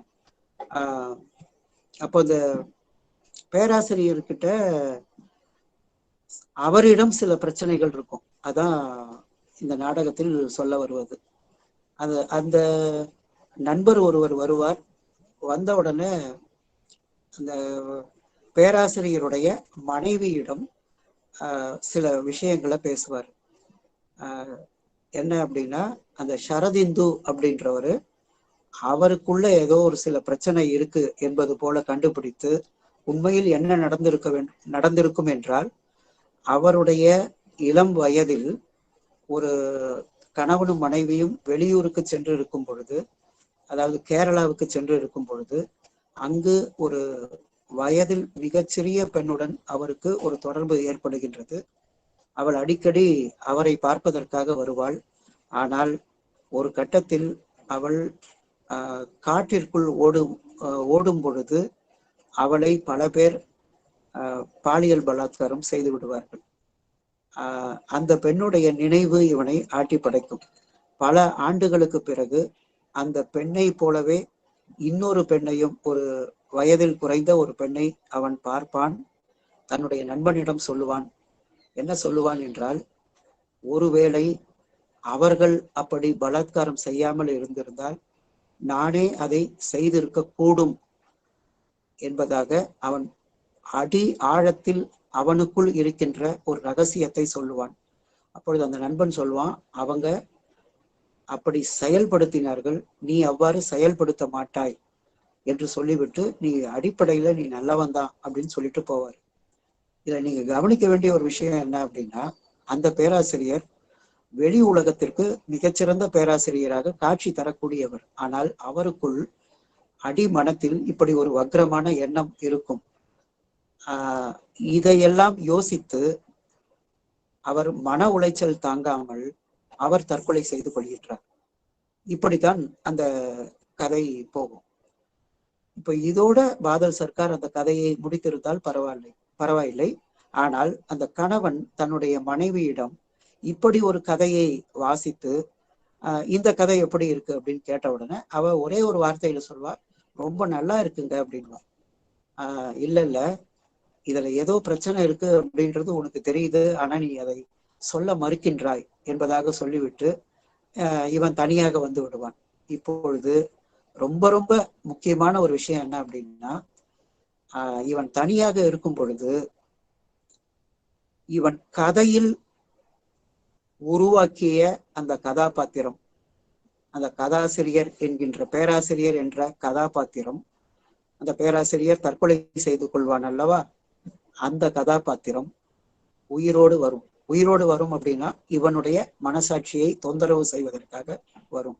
இப்பொழுது ஷரதிந்துவும் சீதாநாத் என்கின்ற அந்த கதாபாத்திரமும் நேரடியாக பேசுகின்ற ஒரு காட்சி. ரெண்டு பேரும் இப்படிதான் பேசுவாங்க. அந்த சீதாநாத் என்கின்ற அந்த கதாபாத்திரம் ஷரதிந்துவை பார்த்து கேட்கும். ஷரதிந்து கேட்பான் சீதாநாத் கிட்ட, நீ ஏன் அந்த கதையில் தற்கொலை செய்து கொண்டாய்? இவன் என்ன கேட்பான், நீ ஏன் தற்கொலை செய்து கொள்ளவில்லை? இவன் சொல்வான், நான் ஏன் தற்கொலை செய்ய வேண்டும்? எனக்கு மனைவி இருக்கிறாள், எனக்கு நல்ல வேலை இருக்கிறது, நான் ஏன் தற்கொலை செய்ய வேண்டும்? சீதாநாத் சொல்வான், எனக்கும் தான் மனைவி இருந்தால், எனக்கும் தான் குழந்தைகள் இருந்தார்கள், எனக்கும் நல்ல வேலை இருந்தது, அப்படி என்றால் நீ ஏன் தற்கொலை செய்து கொண்டாய்? மறுபடியும் இவன் கேட்பான், நீ ஏன் தற்கொலை செய்து கொள்ளவில்லை அப்படின்னு இவன் கேட்கும். அப்போ பாதல் சர்க்கார் என்ன சொல்ல வராரு அப்படின்னா, அந்த கதையில நீங்கள் வாழ்கின்ற வாழ்க்கை ஒரே ஒரு ரொம்ப அற்புதமான ஒரு வசனம் வரும். நம்முடைய வாழ்க்கையில் நிகழ்காலமும் இறந்த காலமும் எதிர்காலமும் ஒரு வகையில் குழம்பி இருக்கின்றது. நிகழ்காலம், இறந்த காலம், எதிர்காலம் மூன்றும் குழம்பி இருக்கின்றது என்பதாக பேசும்.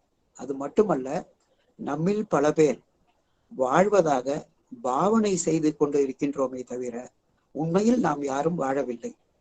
உண்மையில் இந்த வாழ்க்கை என்பது வாழ்வதற்கு கூட தகுதி இல்லாத வாழ்க்கையாக இருக்கிறது என்பதை ஒரு கட்டத்தில் சொல்லுவான்.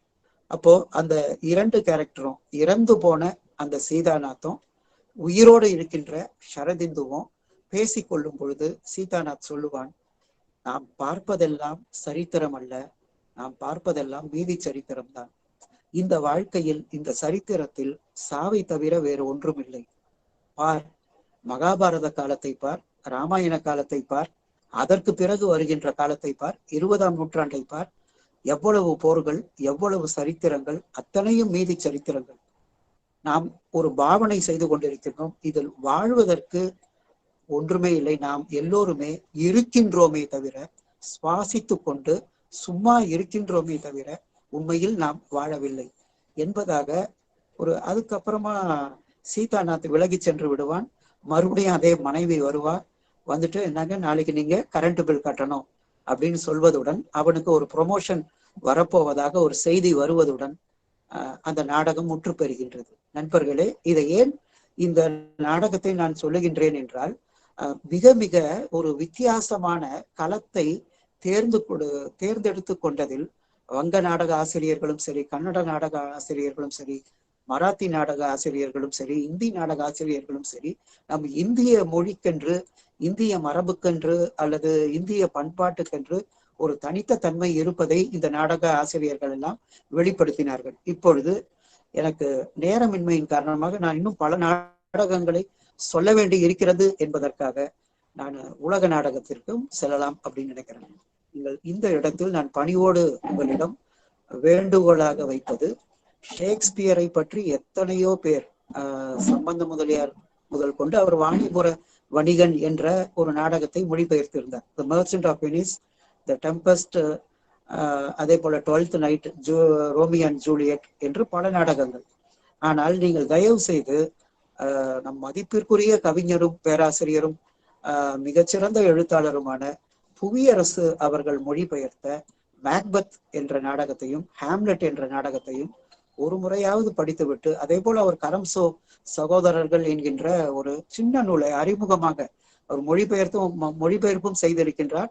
அந்த அறிமுக நூலை மட்டுமாவது வாசித்து விட்டு, புவியரசுடைய எனக்கெல்லாம் வாய்ப்பு இருந்தது அப்படின்னா அவருடைய பாதத்தை வணங்குவேன். இப்பொழுது எனக்கு ஒரு நினைவிற்கு வருகிறது, புதுச்சேரிக்கு அவர் வந்திருந்த பொழுது என்னுடைய உரை ஒன்றை கேட்டுவிட்டு அவர் என்னுடைய முதுகை தட்டி கொடுத்தார்.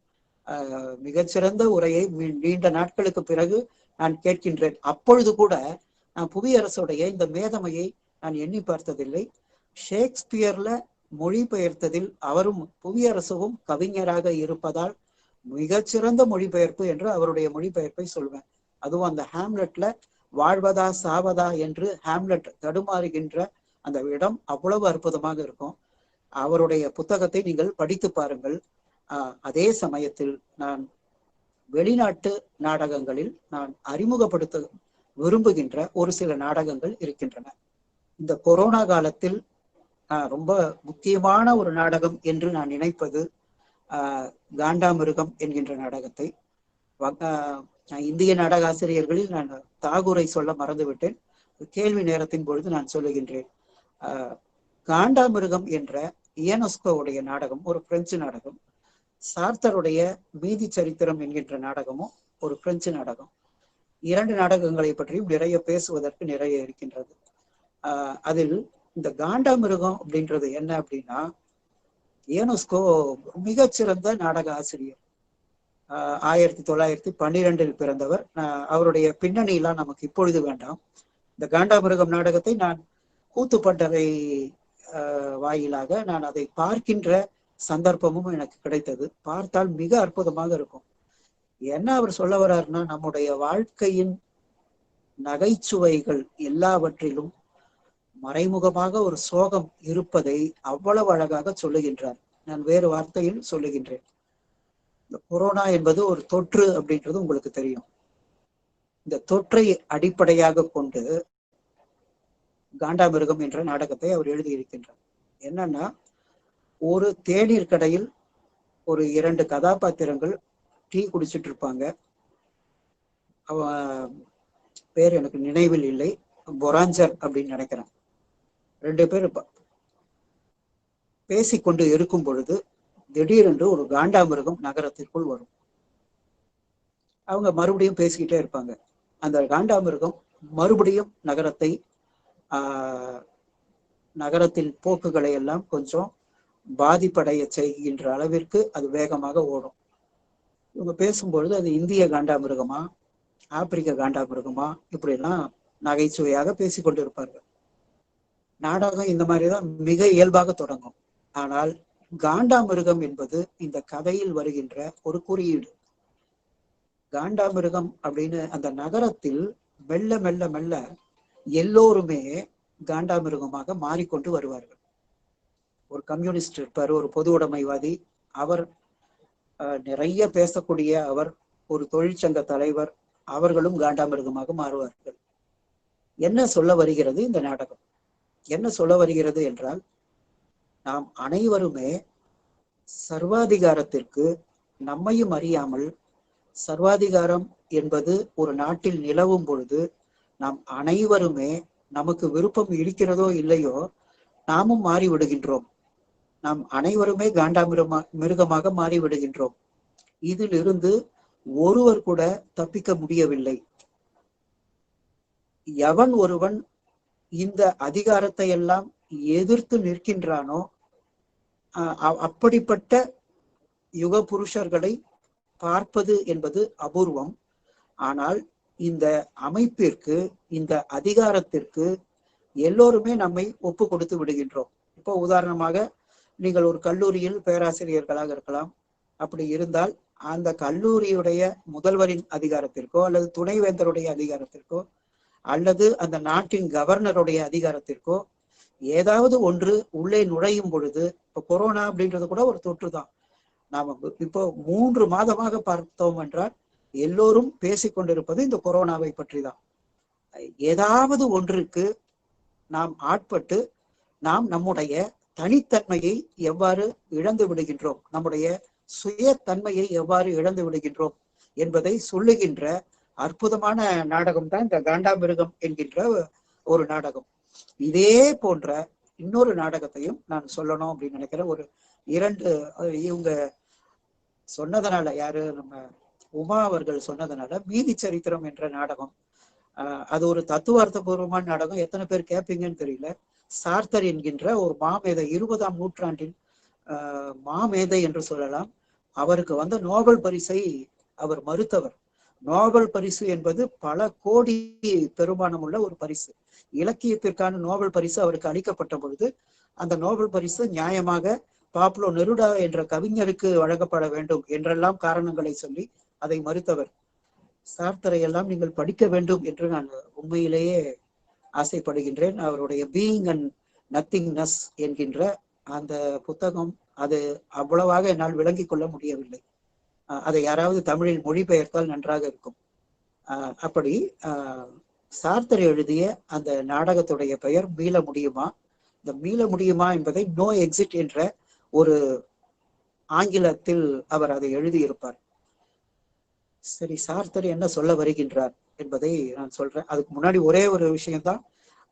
தமிழ்நாட்டு சூழலையும் சார்த்தருடைய என்ற மேதாவியையும் நான் ஒப்பிட்டு பார்க்கின்றேன். தமிழ்நாட்டில் இலக்கியவாதிகள் எல்லாம் ஒரு 10,000 ரூபாய்க்கு பரிசு கிடைத்தாலும் கூட தங்களுடைய இலக்கிய நாகரிகத்தை எல்லாம்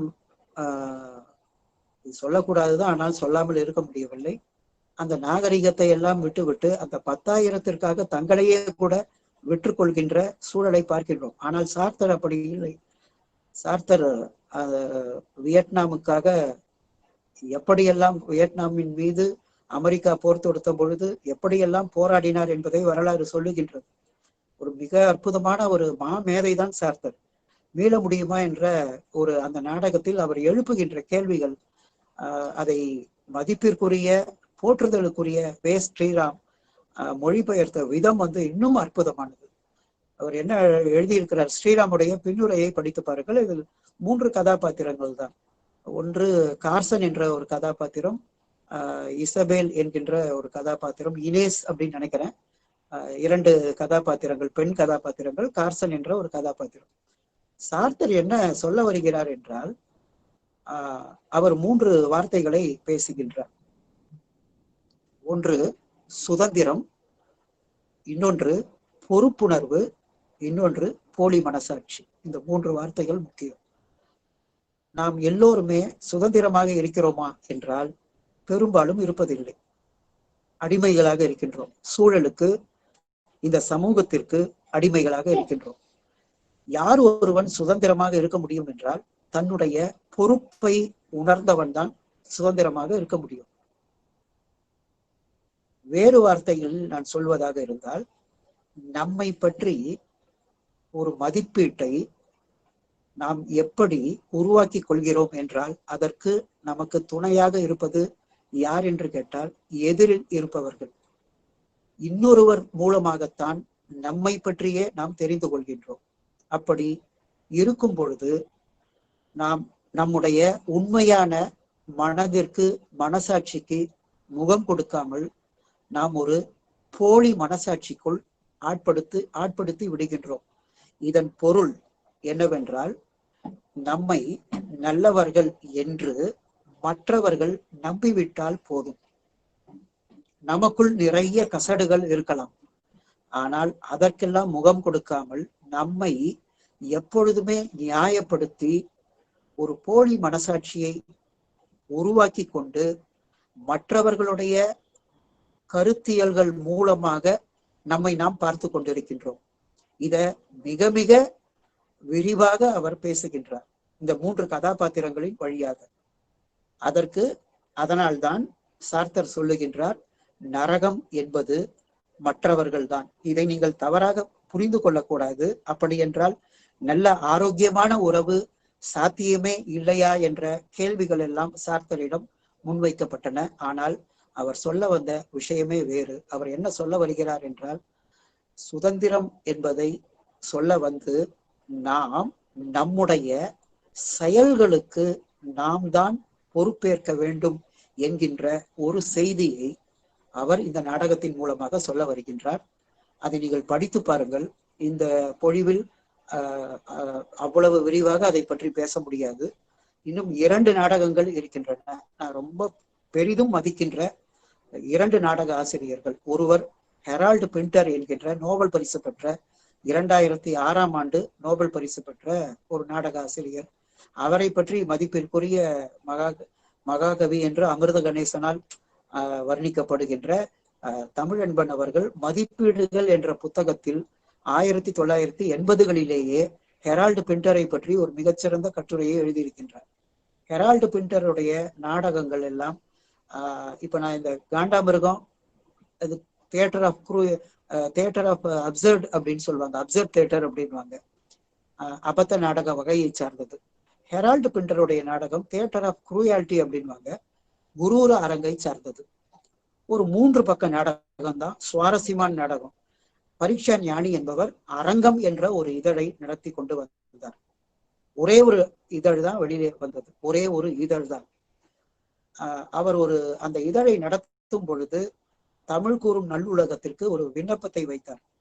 இந்த நாடக இதழை தொடர்ந்து நடத்தலாமா, உங்களுடைய ஆதரவு கிட்டமா, நீங்கள் அதற்கு ஒரு 10 ரூபாய் 20 ரூபாய் கொடுப்பீங்களா அப்படின்ற மாதிரி கேட்டாரு. அதுக்கப்புறம் அதை நிறுத்தி விட்டார். என்ன காரணம் என்றால், இவ்வளவு அறிவுஜீவிகள் இருக்கின்ற தமிழ்நாட்டில் அந்த நாடக இதழுக்கென்று காசு கொடுப்பதற்கு அல்லது அதை அங்கீகரிப்பதற்கு ஒரு 3 பேர் கூட முன்வரவில்லை. அதையும் அவர் சொல்லி இருக்கின்றார். அந்த அரங்கம் என்ற அந்த இதழில் மட்டும்தான், ஒரே ஒரு இதழ் மட்டும்தான் வந்தது. அந்த அரங்கம் இதழில் ஹெரால்டு பிண்டருடைய ஒன் ஃபார் த ரோடு என்கின்ற ஒரு நாடகம் போதை என்கின்ற பெயரில் மொழிபெயர்க்கப்பட்டது. போதை என்பது அந்த நாடகத்துடைய பெயர், வேற ஒண்ணும் இல்ல. 3 கதாபாத்திரங்கள். ஒருவர் ஒரு எழுத்தாளர், இன்னொருவர் அவருடைய மனைவி, இன்னொருவர் அந்த எழுத்தாளருடைய பையன் சத்யன், விஜயன் போன்ற கதாபாத்திரங்கள். தமிழ் சூழலுக்கு ஏற்ப அதை மாற்றி இருந்தார். அதிகார வர்க்கம் அந்த எழுத்தாளரை கைது செய்கிறது. ஒரு கீழ்த்தளத்தில் அவனை வைத்து விசாரணை செய்கிறது. நடுத்தளத்தில், அதாவது ஃபர்ஸ்ட் ஃப்ளோர்ல அந்த எழுத்தாளருடைய மனைவி, 3வது ஃப்ளோர்ல அந்த எழுத்தாளருடைய மகன். இவ்வளவுதான் இந்த கதாபாத்திரம். அந்த அதிகார வர்க்கம் எவ்வாறெல்லாம் அவனை விசாரணை செய்கிறது. பரீட்சா ஞானி எழுதினாரு மொழிபெயர்ப்பின் பொழுது, இப்படிப்பட்ட சூழல் எந்த நாட்டிலும் எப்பொழுதும் வரலாம். அது இலங்கையில் வரலாம், தமிழ்நாட்டில் வரலாம், குஜராத்தில் வரலாம், வடநாட்டில் வரலாம், எங்கு வேண்டுமானாலும் வரலாம். ஏனென்றால் அதிகார வர்க்கத்திற்கு ஒரே ஒரு முகம்தான், நசுக்குவது. யார் யாரெல்லாம் கொஞ்சம் சிந்திக்கின்றார்களோ அவர்களை எப்படியாவது நசுக்குவது. இந்த நாடகத்தில் வசனங்கள் மிகவும் குறைவு, வசனங்கள் மிக மிக குறைவு. அப்போ ஒருவர் என்ன சொல்கிறார் என்றார், அந்த அதிகார வர்க்கத்தை சார்ந்த ஒருத்தன், அவன் ஒரு காவல்துறை அதிகாரி, அவன் என்ன செய்யறான் அப்படின்னா, இந்த எழுத்தாளரை விசாரிக்கும் பொழுது பயமுறுத்துகிறான். அவன் எழுதிய புத்தகத்தின் மீது ஒன்றுக்கு இருக்கின்றான், உன்னை கொலை செய்து விடுவேன் என்று மிரட்டுகின்றான். எல்லாம் சொல்லிட்டு ஃபர்ஸ்ட் ஃப்ளோர்ல இருக்கின்ற உன்னுடைய மனைவிய என்னுடைய ஆட்கள் அப்படின்னு சொல்லி 1, 2, 3, 4, 5 என்று விரலை காட்டி அத்தனை முறை பாலியல் பலாத்காரம் செய்தார்கள் என்று மிரட்டுகின்றான். அது மட்டுமல்ல, உன்னுடைய மகன் அவன் என்ன ஆனான் அப்படின்னு கேட்கிறாங்க. அப்படி என்ன ஆனான்னு கேட்கும் பொழுது அவன் இருந்தான் என்பதுடன் அந்த நாடகம் முடிகின்றது. இருந்தான் என்றால் என்ன அர்த்தம் அப்படின்னா, அந்த எழுத்தாளனுடைய அந்த மகனை கொலை செய்து விட்டார்கள். பார்க்கின்ற பார்வையாளர்களுக்கு பதட்டம் தொற்றிக்கொள்ளும் விதமாக, இதற்கு பெயர்தான் தியேட்டர் ஆஃப் குரூயாலிட்டி, பதட்டம் தொற்றிக்கொள்ளும் விதமாக அந்த நாடகத்தை மிக அற்புதமாக எழுதியிருந்தார் ஹெரால்டு பில்டர். அவருடைய இன்னொரு நாடகம் பர்த்டே பார்ட்டி என்ற ஒரு நாடகம். இது தமிழ் சூழலுக்கு பொருந்துமான்னு நீங்க கேட்பீங்க. மதிப்பிற்குரிய எம்பியாக இருக்கின்ற ரவிக்குமார் அவர்கள் புதுச்சேரி பல்கலைக்கழகத்தில், புதுவை பல்கலைக்கழகத்தில் வார்த்தை மிருகம் என்ற பெயரில் சிதம்பரத்தில் பத்மினி என்ற ஒரு பெண்ணை பாலியல் பலாத்காரம் செய்தது உங்களுக்கு நினைவு இருக்கலாம். அவரை பேட்டி எடுத்து டேப் ரெக்கார்டர்ல அவருடைய குரலை ஒளிப்பதிவு செய்து வார்த்தை மிருகம் என்ற பெயரில் இந்த ஒரு நாடகத்தை அவர் பரிசோதனை முயற்சியாக செய்து பார்த்தார். ஆனால் அதில் தமிழ் சூழலில் அது எந்த அளவு வரவேற்பு பெற்றது என்பது நமக்கு தெரியாது. ஆனால் ஹெரால்டு பில்டருடைய அந்த போதை என்ற நாடகம் மிக முக்கியமான நாடகம் என்று நினைக்கின்றேன். இன்னும் 2 நாடகத்தை மட்டும் நான் சொல்லணும். ஒரு நாடகம் என்னவென்றால், இப்சனுடைய பொம்மை வீடு என்ற ஒரு நாடகம், பிரமாதமான நாடகம். தமிழகத்தை சார்ந்த எல்லா பெண்களும் படிக்க வேண்டிய ஒரு நாடகம். நான் ரொம்ப சுருக்கமா சொல்றேன். எ டால்ஸ் ஹவுஸ் என்கின்ற பெயரில் இப்சன், நார்வே நாட்டை சார்ந்த இப்சன் அவர்கள் அந்த நாடகத்தை எழுதி இருந்தார்.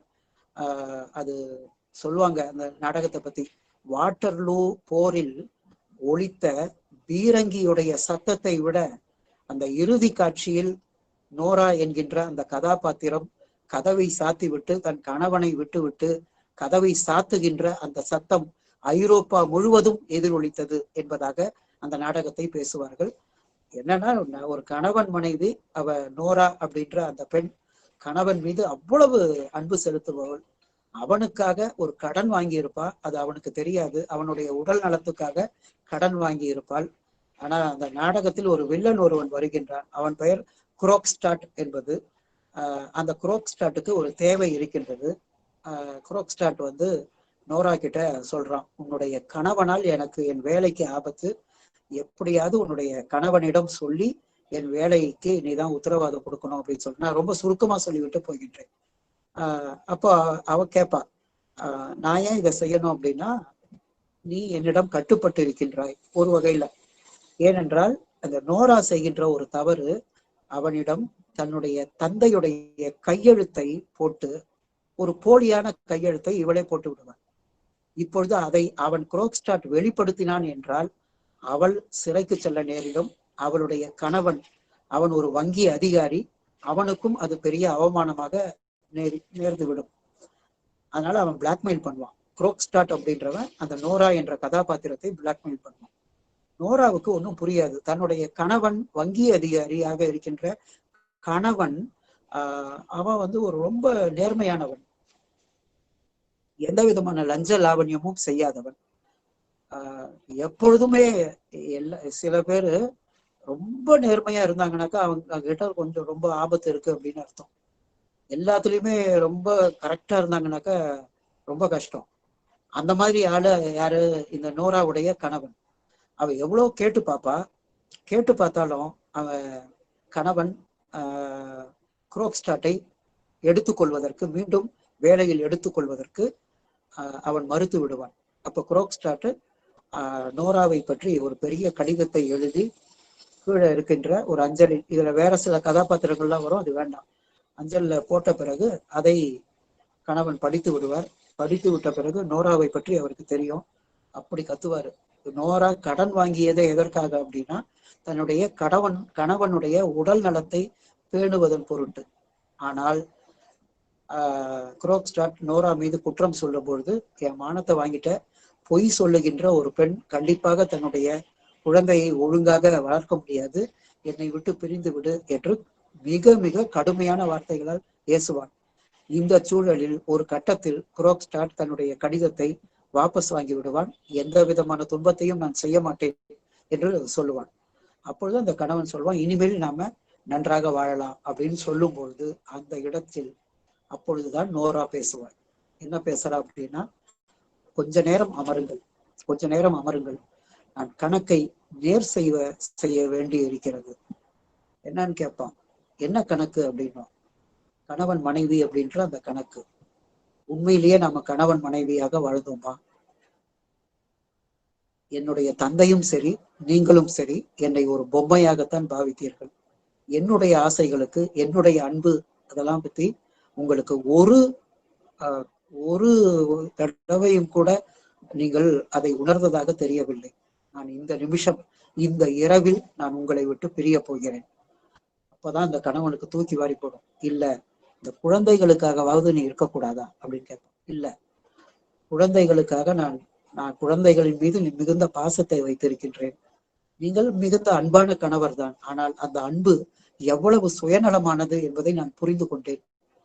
இனிமேல் நான் என்னை தேடி நான் போகின்றேன். எனக்கென்று ஒரு சுய மரியாதை இருக்கின்றது. நான் இப்ப போறேன் அப்படின்னு. அப்ப அந்த கணவன் கெஞ்சுவான், என்ன ஒரு அண்ணன் மாதிரி நினைக்க கூடாதா? இந்த ஒரு இரவு தங்கக்கூடாதா அப்படின்வான். இல்ல, என்னால முடியாது. இனிமேல் ஆண்கள் எவ்வளவு சுயநலமிக்கவர்கள் என்பதை நான் புரிந்து கொண்டேன். இப்படிப்பட்ட சுயநலமிக்க ஆணோடு என்னால் வாழ முடியாது என்று கதவை சாத்திவிட்டு அவள் போகின்ற அந்த காட்சி அவ்வளவு அற்புதமாக இருக்கும். 200 ஆண்டுகள் ஆகின்றன. இப்பொழுது கூட அந்த பொம்மை வீடு என்கின்ற அந்த நாடகம் தமிழ் சூழலுக்கு மிக பொருத்தமான நாடகம் என்பதாக நான் நினைக்கின்றேன். எல்லாவற்றுக்கும் மேலாக நான் கதையை சொல்ல போறதில்லை, ஆனா நாடகத்தை மட்டும் நான் சொல்றேன். நீங்கள் உலக நாடக வரிசையில் மிகச்சிறந்த நாடகமாக நீங்கள் கருதுவது, அல்லது உலக இலக்கியத்தில் நீங்கள் 1, 2, 3 என்று எந்த இலக்கியத்தை முன்மொழிவீர்கள் என்று கேட்டால், நான் சீக்ஃப்ரீட் லென்ஸ் என்பவர் எழுதிய ஜெர்மானிய நாடகமான நிரபராதிகளின் காலம் என்கின்ற அந்த நாடகத்தை தான் முன்மொழிவேன். இந்த நாடகத்திற்கு ஒரு சிறப்பு உண்டு. அது என்னவென்றால், இந்திய மொழிகளிலேயே தமிழ் மொழியில் மட்டும்தான் இந்த நாடகம், ஜெர்மானிய நாடகம், மொழிபெயர்க்கப்பட்டிருக்கின்றது. மொழிபெயர்த்தவர் ஜி கிருஷ்ணமூர்த்தி. 1988ஆம் ஆண்டு அதற்கு சீக்ஃப்ரீட் லென்ஸ் என்பவருக்கு அமைதிக்கான நோபல் பரிசு கொடுக்கப்பட்டது. அந்த நாடகம் ஒரு பெரிய நாடகம். என்னுடைய மாணவர்களுக்கு அதை பாடமாக நான் வைத்திருக்கின்றேன். மிகச்சிறந்த நாடகம். அது எழுப்புகின்ற கேள்வி ஒன்றுதான். அந்த கேள்வியோடு நான் நிறைவு செய்யலாம் அப்படின்னு நினைக்கிறேன். அதுக்கப்புறமா நீங்க கேள்வி கேட்கலாம். அந்த நாடகத்தை நான் சொல்றேன். நான் அப்புறமா, பொது குற்றம் என்ற ஒன்று நடைபெறும் பொழுது அதில் நேரடியாக பங்கு கொள்ளாத ஒருவன் குற்றவாளியா நிரபராதியா என்பதை சீக்ஃப்ரீட் லென்ஸ் எழுப்புகின்றார். நீங்கள் உங்கள் வாழ்நாளில் தனிப்பட்ட முறையில் நீங்கள் நல்லவர்களாக இருக்கலாம். ஆனால் ஒரு சமூகத்தில் ஒரு குற்றம் நடைபெறும் பொழுது தனி மனிதனான எனக்கும் அதற்கும் என்ன தொடர்பு என்று கேள்வி கேட்டு, எனக்கும் அதற்கும் சம்பந்தமில்லை என்று நீங்கள் தனியே இருந்தீர்கள் என்றால், ஒரு சமூக பங்களிப்பை உங்களால் செய்ய முடியாமல் போய்விட்டது என்று சொன்னால், நீங்களும் ஒரு வகையில் குற்றவாளிதான். நீங்கள் நிரபராதி இல்லை. நீங்கள் வேண்டுமானால் அந்த குற்றத்தை செய்யாமல் இருக்கலாம். ஆனால் சமூகத்தில் ஒரு பொது குற்றம் நடைபெறும் பொழுது அதனால் எனக்கென்ன என்று வாளாவிருப்பதன் மூலமாக, ஒரு மௌனமாக இருப்பதன் மூலமாக நீங்களும் குற்றவாளிகளாக ஆகிறீர்கள் என்ற ஒரு கருத்தை ஒரு மிகப்பெரிய நாடகமாக ஆக்கினார். நீங்கள் உங்களையே கேட்டுக்கொள்ள வேண்டிய ஒரு கேள்வி. இதை பற்றிய நான் விளக்கத்தை நான் உரையாடலின் போது நான் சொல்லுகின்றேன். ஹிட்லர், இந்த 2 வரியோட முடிக்கிறேன். ஹிட்லர், ஜெர்மானிய நாட்டில் ஹிட்லர் பல லட்சம் யூதர்களை கொலை செய்த பொழுது அங்கிருந்த அறிவுஜீவிகள் என்ன செய்து கொண்டிருந்தார்கள்? மௌனமாக இருந்தார்கள். அவர்களால் ஒன்றும் செய்ய முடியவில்லை. அவர்களுடைய மனசாட்சியை உழுக்கும் விதமாக நீங்கள் என்ன செய்தீர்கள்? அல்லது வாசகர்களை பார்த்து, உங்களை பார்த்து அவர் ஒரு கேள்வி கேட்கின்றார். ஹிட்லருடைய இடத்தில், அவருடைய காலகட்டத்தில் ஜெர்மனியில் நீங்கள் வாழ்ந்திருந்தீர்கள் என்றால், அப்படிப்பட்ட அறிவுஜீவிகளை போல வாசகர்களே நீங்களும் அப்படித்தான் இருந்திருப்பீர்களா என்ற ஒரு கேள்வியை கேட்கின்றார். இன்னைக்கும் அதுதான. ஒரு 1.5 லட்சம் பேர் இலங்கையில் கொல்லப்பட்ட பொழுது நாம் எல்லாம் என்ன செய்து கொண்டிருந்தோம்? நாம் கிரிக்கெட் பார்த்து கொண்டிருந்தோம், நாம் ஒளியும் பார்த்து கொண்டிருந்தோம், நாம் திரைப்படங்களை பார்த்து கொண்டிருந்தோம், விவாதங்களில் ஈடுபட்டு கொண்டிருந்தோம். நம்மால் என்ன செய்ய முடிந்தது? அப்படி ஒரு பொது குற்றம் ஒன்று அங்கே நடைபெற்ற பொழுது நாம் மௌனமாகத்தானே இருந்தோம் என்ற கேள்வியை, நிரபராதிகளின் காலம் அந்த கேள்வியைத்தான் எழுப்புகின்றது. சீக்ஃப்ரீட் லென்ஸ் அந்த காலகட்டத்தை சொல்லவில்லை. நாடகத்தில் எங்கேயும் நாட்டை பற்றியோ காலகட்டத்தை பற்றியோ சொல்லவில்லை. எப்பொழுது வேண்டுமானாலும் எந்த நாட்டிலும் ஒரு குற்றங்கள் நடைபெறலாம். குற்றங்கள் நடைபெறும் பொழுது எத்தனையோ பேர் மௌனமாக இருந்தால் அவர்கள் குற்றவாளிகள் என்று நம்முடைய மனசாட்சியை உழுக்கும் விதமாக அந்த நாடகத்தை அமைத்திருப்பார். அப்படிப்பட்ட நாடகங்களைத்தான் தமிழ் நாடக ஆசிரியர்கள் எழுதி இருக்க வேண்டும். நமக்கு ஒரு ஷேக்ஸ்பியர் தேவை, நமக்கு ஒரு சீக்ஃப்ரீட் லென்ஸ் போன்ற நாடக மேதைகள் தேவை, நமக்கு ஒரு பாதல் சர்க்கார் தேவை, நமக்கு ஒரு கிரீஷ் கர்னாட் தேவை, நமக்கு ஒரு ஹெரால்டு பிண்டர் தேவை, நமக்கு ரவீந்திரநாத் தாகூர் தேவை. சாக்ரிஃபைஸ் என்கின்ற பலி என்கின்ற நாடகத்தை எவ்வளவு அற்புதமாக தாகூர் எழுதியிருக்கின்றார். குருசாமி என்பவர் அதை மொழிபெயர்த்திருக்கின்றார். அதை படித்து பாருங்கள். பிராமண சமூகத்தை அதை விட அற்புதமாக, தாகூரை விட அழகாக விமர்சனம் செய்ய முடியாது. எனக்கு தெரிந்து அதற்கு நிகரான ஒரு நாடகம் என்றால் அறிஞர் அண்ணா எழுதிய சிவாஜி கண்ட இந்து ராஜ்யம் என்கின்ற அந்த நாடகத்தை மட்டும்தான் சொல்லுவேன். இன்னும் பல கருத்துக்கள் இருக்கின்றன. பல நாடகங்கள் மொழிபெயர்க்கப்பட்டிருக்கின்றன. இந்த 1 மணி நேரத்தில் இவர்களை மட்டும்தான் என்னால் முன்னிறுத்த முடிந்தது. தொழில்நுட்ப கோளாறுகளுக்காக நான் என்னுடைய வருத்தத்தை தெரிவித்துக் கொள்கின்றேன். இப்பொழுது வாய்ப்பிற்கு நன்றி பாராட்டி, நான் ஏதாவது சொல்லாமல் இருந்தால் நிறைய செய்திகள் விடுபட்டு போயிருக்கலாம். எங்களுடைய ஊரிலேயே நாயகர் என்கின்ற ஒரு அற்புதமான நாவலாசிரியர், மொழிபெயர்ப்பு ஆசிரியர் இருக்கின்றார். மொழிபெயர்ப்பு என்னும் படைப்பு கலை என்கின்ற அற்புதமான நூலை தந்த பஞ்சாங்கம் இருக்கின்றார். ஒடிய நாடகத்தை மொழிபெயர்த்த ராஜா அவர்கள் இருக்கின்றார். பல நாவல்களை மொழிபெயர்த்த இளம்பாரதி அவர்கள் இருக்கின்றார்கள். இப்படிப்பட்ட மொழிபெயர்ப்பாளர்களுக்கெல்லாம் நம் தமிழ் சமூகம், நம்முடைய கல்வி சமூகம் என்ன மரியாதையை செய்தது? தமிழ் பேராசிரியர்களே, மாணவர்களே, ஆய்வாளர்களே, நான் உங்களிடம் நான் வைக்கின்ற வேண்டுகோள் இதுதான். இந்த மொழிபெயர்ப்பாளர்கள் எல்லோருமே நம்முடைய மொழியின் தரத்தை, நம்முடைய இனத்தின் தரத்தை உயர்த்தி இருக்கின்றார்கள். அவர்களுக்கு உங்களால் ஆன உதவி என்பது இப்படிப்பட்ட நூல்களை வாங்கி படிப்பதுதான். இனிமேலும் நடிகர்களையோ இயக்குநர்களையோ மட்டும் உங்களுடைய கல்லூரிகளுக்கு அழைக்காமல், அவர்களும் கலைஞர்கள் தான், ஆனாலும் இப்படிப்பட்ட மொழிபெயர்ப்பாளர்களை அடையாளம் காட்டுவது என்பதுதான் நம்முடைய ஆகச்சிறந்த பங்களிப்பாக இருக்க முடியும். தமிழ் சமூகத்திற்கு அதுதான் மிகுந்த பெரிய சேவையாக இருக்க முடியும் என்பதை மட்டும் சொல்லி வாய்ப்பிற்கு நன்றி பாராட்டி விடைபெறுகிறேன். நன்றி, வணக்கம்.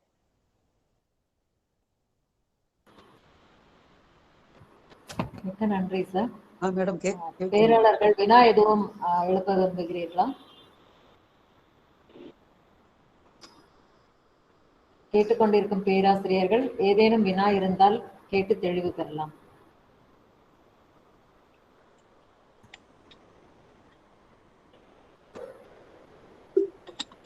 ஹலோ,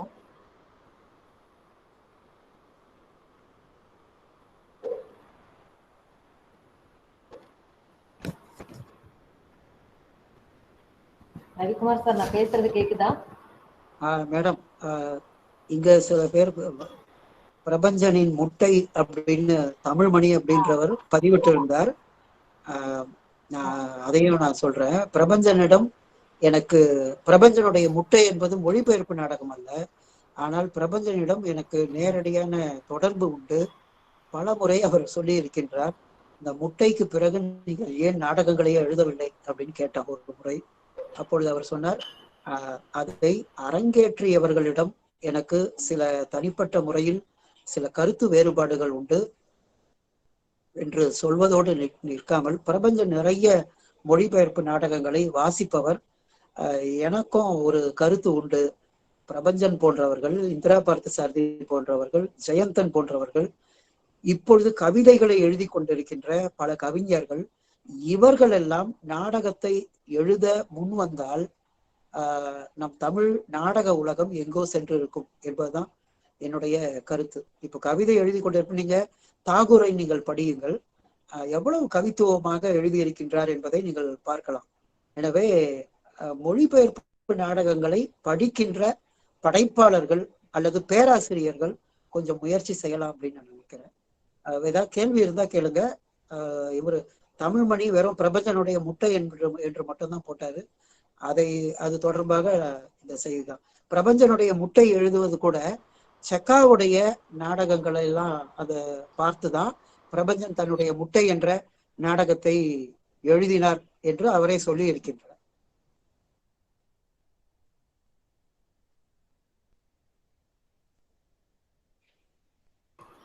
யாரோ வணக்கம் ரவிக்குமார். வணக்கம் ரவிக்குமார். வணக்கம் வணக்கம் வணக்கம். நாகநந்தினி பேசுறேன். வணக்கம் மேடம். அருமையா இருந்தது சொற்பொழிவு, ரொம்ப நன்றி. அருமை.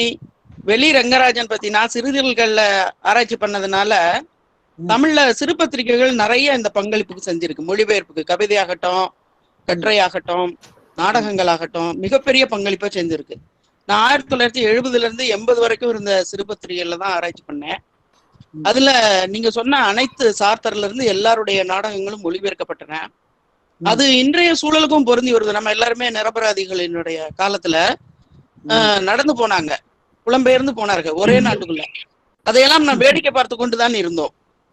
அதனால இலக்கியங்கள் குறித்த இந்த உங்களுடைய சொற்பொழிவு நிறைய நினைவலைகளை தூண்டி இருக்கிறது, நிறைய கேள்விகளை நமக்குள் எழுப்பியிருக்கிறது. அதற்கு எங்களுடைய கல்லூரியின் சார்பாக இதை ஏற்பாடு செய்த தோழியின் சார்பாகவும் உங்களுக்கு மனமார்ந்த நன்றியை தெரிவித்துக் கொள்கின்றேன். கேள்விகள் எதுவும் இல்லை, நமக்குள்ளே இருக்கு கேள்விகள். நன்றி மேடம். இப்போ சில பார்வையாளர்கள்லாம் வேறு ஒரு கருத்தரங்கில் இணைய வேண்டி இருப்பதால் ஃபீட்பேக் லிங்க் போட்டுட்டு இருக்காங்க. அவர்களுக்கு அவர்கள் சார்பாக ஒரு விண்ணப்பத்தை அல்லது வேண்டுகோளை வைக்கின்றேன். உங்கள் அனைவருக்கும் நான் நாகநந்தினி மேடம் சார்பாகவும் உமா மேடத்தின் சார்பாகவும் நான் சொல்லிக் கொள்கின்றேன். உங்கள் அனைவருக்கும் ஃபீட்பேக் லிங்க் உங்களுடைய இமெயில் அல்லது வாட்ஸ்அப்ல வரும். உங்கள் அனைவருக்கும் சான்றிதழ்கள் வழங்கப்படும் என்கின்ற உத்தரவாதத்தை அவர்களுடைய சார்பாக தெரிவித்துக் கொள்கின்றேன்.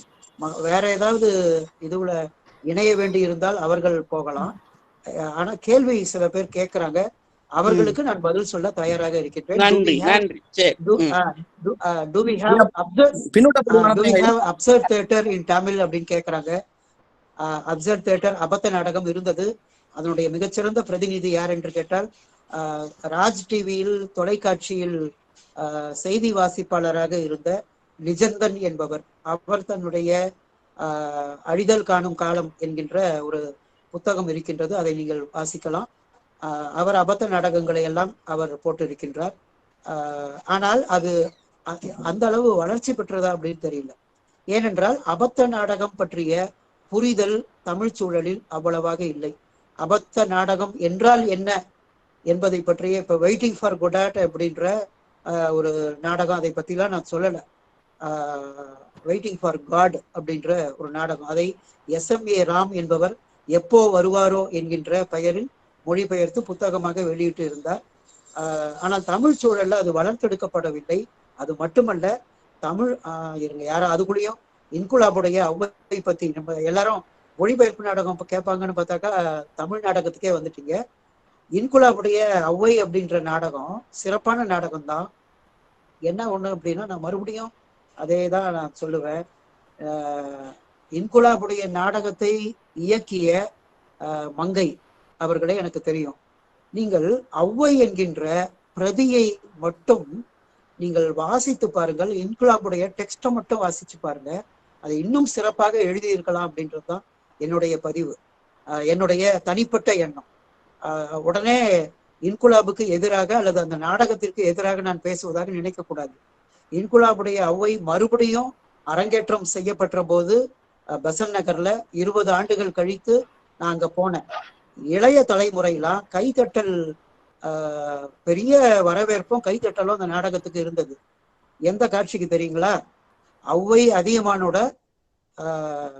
குடிக்கும் பொழுது அந்த காட்சிக்கு தான் கைத்தட்டினாங்களே தவிர, இன்குலாப் என்ன நோக்கத்தில் அந்த நாடகத்தை எழுதினாரோ அந்த நோக்கத்தை உள்வாங்கி கொண்டு நம்முடைய இளைய தலைமுறை உள்வாங்கி கொண்டார்களா என்ற ஐயம் எனக்கு இருக்கின்றது. இது ஒண்ணு. இன்னொன்னு, மங்கைக்கு ஒரு வகையான நாடக வெளிப்பாடு இருக்கின்றது, அதை அவர்கள் மிகச் சிறப்பாக செய்தார்கள். ஆனால் நான் யோசித்து பார்க்கின்றேன், கிரீஷ் கர்நாடு போன்றவர்கள் அந்த நாடகத்தை எழுதியிருந்தால் இன்னும் சிறப்பாக எழுதியிருப்பார்கள் என்பது என்னுடைய எண்ணம். இன்குலாப், இன்னைக்கும் சொல்றேன், இன்குலாப் அடிப்படையில் ஒரு கவிஞர், அவர் நாடக மேதை இல்லை. நாம எல்லாருமே இன்குலாப ஒரு அவருடைய கடைசி காலத்தில் 10 ஆண்டுகளாக அவரை நாடக ஆசிரியர் என்று சொல்லியே அவரை டைவர்ட் பண்ணிட்டோமோ அல்லது மாற்றி விட்டோமோ என்று தோன்றுகின்றது. இன்குலாப் கடைசி 10 ஆண்டுகளில் நாடகத்தை எழுதுவதை விட இன்னும் கவிதை எழுதியிருந்தால் தமிழ் இலக்கிய உலகத்திற்கு நல் வரவாக இருக்கும் என்றுதான் நான் கருதுகின்றேன். கிரீஷ் கர்நாட்டை, பாதல் சர்க்காரை எல்லாம் படித்து விட்ட பிறகு எனக்கு இன்குலாபுடைய அவ்வை மீது அவ்வளவு பெரிய மதிப்பில்லை. அவ்வை முன்வைக்கின்ற அந்த கருத்தியல் எனக்கு பிடிக்கும், ஆனால் அதனுடைய வடிவம் என்பது கேள்விக்குரியது. இது வேணா நான் விவாதிப்பதற்கு நான் தயாராக இருக்கின்றேன். வேற யாராவது? ஐயா பின்னூட்டப்படி. வணக்கம் சார், பயணத்தின் கதை பத்தி ஒரு 2-3 லைன். என்கிட்ட இருக்கு. நான் ரொம்ப நாள் முன்னாடி படிச்சது, ரொம்ப நாள் முன்னாடி படிச்சது. அது இப்போ வாசிக்க முடியல. ஆனா அது ஒரு மிக முக்கியமான நாடகம் தான் அப்படின்னு நான் நினைக்கிறேன். அதை மேடை ஏற்றியது பார்த்திப ராஜாவாக இருக்கலாம் அப்படின்றது என்னுடைய கருத்து. இப்போ என்கிட்ட அந்த புத்தகம் இருக்கு. அதை பத்தி நீங்க என்ன கேள்வி கேட்கணும் அப்படின்னு நான் கேளுங்க, நான் பதில் சொல்றேன். இல்ல, அந்த நாடகம் ஒரு தமிழின தேடலுடைய கண்டிப்பா மேடம். அதாவது நான் சொல்ல விரும்புகின்ற செய்தி இதுதான் மேடம். சென்னை கலைக்குழு, வி அரசு, மங்கை இவங்கெல்லாம் தமிழ் இனம், தமிழ் தேசிய அரசியலை முன்வைக்க வேண்டும் என்பதற்காக சில நாடக முயற்சிகளை செய்தார்கள். அந்த வகையில் அவர்களுக்கு வரலாற்றில் எப்பொழுதும் தனித்த இடம் உண்டு. நான் இந்த மாதிரி நாடகங்களுடைய அரசியலை நான் வரவேற்கின்றேன். ஆனால் அதே சமயத்தில் நாடகத்திற்கென்று ஒரு வடிவம் இருக்கு இல்லைங்களா? இது நான் சொல்ல வர்றது உங்களுக்கு புரியும் அப்படின்னு நினைக்கிறேன். ஷேக்ஸ்பியர் அவர் ஒரு பெரிய உச்சத்தை தொட்டவர். யதார்த்த நாடகத்தின் வடிவமான அடையாளமான இப்சன் அல்லது பெர்னட் ஷா அல்லது இங்கு இருக்கின்ற கிரீஷ் கர்னாட், இவங்கெல்லாம் ஒரு பெரிய உச்சத்தை தொட்டவர்கள். அந்த உச்சத்திற்கு இப்படிப்பட்ட நாடகங்கள் சென்றனவா என்பது ஒரு தனித்த முறையில் நான் முன்வைக்கின்ற ஒரு கேள்வி. வேறு வார்த்தையில் சொல்ல போனால், இந்த நாடகத்துடைய வடிவங்களோடு எனக்கு சில பிரச்சனைகள் இருக்கின்றன, அந்த உள்ளடக்கத்தோடு அல்ல. கிரீஷ் கர்னாட்டிலுடைய நாடகத்தை வடிவம், உள்ளடக்கம் எல்லாவற்றையும் நான் தனித்தனியே பிரிக்க முடியவில்லை. அவ்வளவு அற்புதமாக இருக்கும். ஆனாலும் நீங்கள் சொல்கின்ற இந்த நாடகங்கள் எல்லாம் உண்மையிலேயே ரொம்ப முக்கியத்துவம் வாய்ந்த நாடகங்கள். ஏனென்றால் அவை நம்முடைய தமிழ் தேசிய இன பிரச்சனைகளை பேசுகின்றன. அதே போலதான் பிரளயனுடைய ஒரு நாடகமும், அது பாரி படுகளம் அப்படின்னு நினைக்கிறேன், அந்த நாடகமும் முக்கியமான நாடகம் தான். அதை பத்தி பேசணும்னாக்கா நிறைய பேசலாம், நான் வேணா சொல்றேன். அது மத்திய பல்கலைக்கழகத்தில் அந்த நாடகம் அரங்கேற்றம் பெற்றது. மத்திய பல்கலைக்கழகத்தில் அந்த நாடகம் அரங்கேற்றம் பெற்றது. ஆனால் அது மத்திய அரசாங்கத்தை எந்த அளவிற்கு விமர்சனம் செய்தது என்பதை அந்த நாடகத்தை மேடை ஏற்றிய பிரளயனுக்கு தெரியும். ஆனா மற்றவர்களுக்கு, அதிகார வர்க்கத்திற்கு அது தெரியாது. மொழிபெயர்ப்பு சரி. ஒருத்தர் கேக்குறாங்க, ஏன் பார்த்திபராஜா போன்ற கலைஞர்களுடன் முரண்படுகின்றீர்கள் அப்படின்னு ஒரு கேள்வி கேட்கிறாங்க. நான் அதுக்கு சொல்றேன், பதில் சொல்றேன். பார்த்திபராஜா எனக்கு மிகச்சிறந்த நண்பர். இப்பொழுதும் அவருடைய ஒவ்வொரு பொழிவையும் நான் கேட்டுக்கொண்டிருக்கின்றேன். உடனடியாக பாராட்டுதல்களையும் தெரிவித்துக் கொண்டிருக்கின்றேன். மிகச்சிறந்த நடிகரும் கூட. அவர் அனுமன் உடைய வேடம் தாங்கி அனுமன் தூது, தெருக்கூத்து வடிவத்தெல்லாம் அவர் நடித்திருக்கின்றார். அவருக்கு நாடகம் தெரியாது அப்படின்ல, மிகச்சிறந்த உழைப்பாளி. இளைய தலைமுறையில நம்முடைய ஒரே அடையாளம், தமிழ் அடையாளம் இப்பொழுது இருக்கின்ற சூழலில் பார்த்திபராஜா தான் மட்டும்தான் அப்படின்றதுல எனக்கு எந்த கருத்து மாறுபாடும் இல்லை.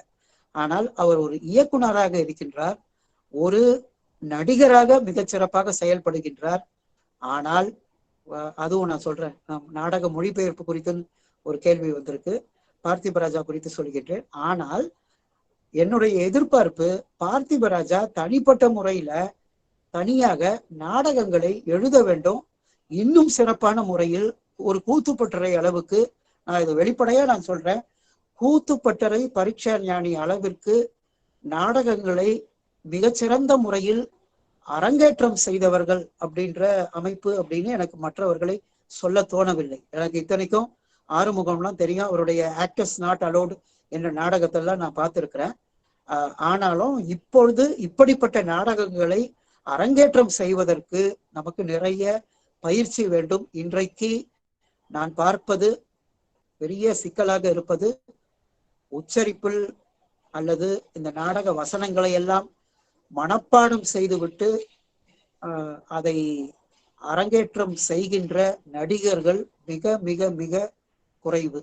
ஒரு கல்லூரியில் நீங்களே யோசித்து பாருங்கள், ஒரு கல்லூரியில் ஒரு பெரிய நிரபராதிகளின் காலம், மீதி சரித்திரம் போன்ற, சிவாஜி கண்ட இந்து ராஜ்யம் போன்ற ஒரு பெரிய நாடகத்தை அவ்வளவு சுலபத்தில் 3 மாதம் ட்ரைனிங் பயிற்சி கொடுத்தால் கூட அரங்கேற்றம் செய்ய முடியுமா என்பது எனக்கு பெரிய கேள்விக்குறியாக இருக்கின்றது. எனக்கு பார்த்திபராஜாவோடு முரண்பாடு இல்லை. பார்த்திபராஜா நாடகங்கள் எதையாவது தனிப்பட்ட முறையில இந்த அளவுக்கு எழுதினாரா அப்படின்றத நீங்களே யோசித்து பாருங்கள். துக்ளக் போன்ற நாடகத்தை பார்த்திபராஜா எழுதினாரா அப்படின்னு நீங்கள் அவரிடமே கேட்டு பார்த்தால் கண்டிப்பாக இல்லை என்று சொல்லுவார். வேணா நீங்க ஒரு முறை துக்ளக் நாடகத்தை வாசியுங்கள். இன்றைய சமகால அரசியலை அது எப்படி பிரதிபலிக்கிறது என்று பாருங்கள். அதுல துக்ளக் என்னென்னலாம் செய்வான், அரசியல் சூழ்ச்சி செய்வான். அந்த சூழ்ச்சியை இன்றைக்கு இருக்கின்ற அதிகார வர்க்கத்தினர் எப்படியெல்லாம் செய்கிறார்கள் என்பதற்கான குறியீடு தான் துக்ளக். அப்படிதான் ஒரு நாடகம் எழுதப்பட வேண்டும் நினைக்கிறேன். இன்னும் சொல்ல போனா, துக்ளக் என்ற நாடகத்தின் மூலமாக இந்திய நாடக உலகிற்கு மட்டும் ஒரு பெருமை கிடைக்கவில்லை, உலக நாடக அரங்கில் கிரீஷ் கர்னாட்டின் மூலமாக நமக்கெல்லாம் ஒரு கன்னட நாடக உலகத்திற்கே ஒரு அடையாளம் கிடைத்தது என்பதுதான் ஒரு உண்மை. அந்த உலக தரத்தை நம்முடைய நண்பர்கள் எட்டி இருக்கிறார்களா என்பதை நீங்களே யோசித்து பாருங்கள்.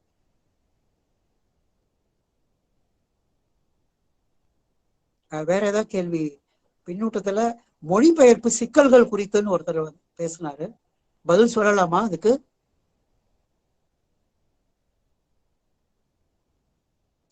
மேடம் கேக்குறீங்களா? சொல்லுங்க சார், சொல்லுங்க சார். இல்ல மேடம், யாராவது கேள்வி கேட்கறதா இருந்தா கேட்கலாம். சொல்லுங்க, ஏன்னா ஃபீட்பேக் அனுப்பியிருக்கோம். அவசரமா இருக்கிறவங்க ஓகே, ஃபீட்பேக் லிங்க் அனுப்பியிருக்கீங்க. மொழிபெயர்ப்பு சிக்கல்கள் தான் கேட்டிருக்காங்க. ஆமா, ஃபீட்பேக் லிங்க் அவசரப்படுறாங்க.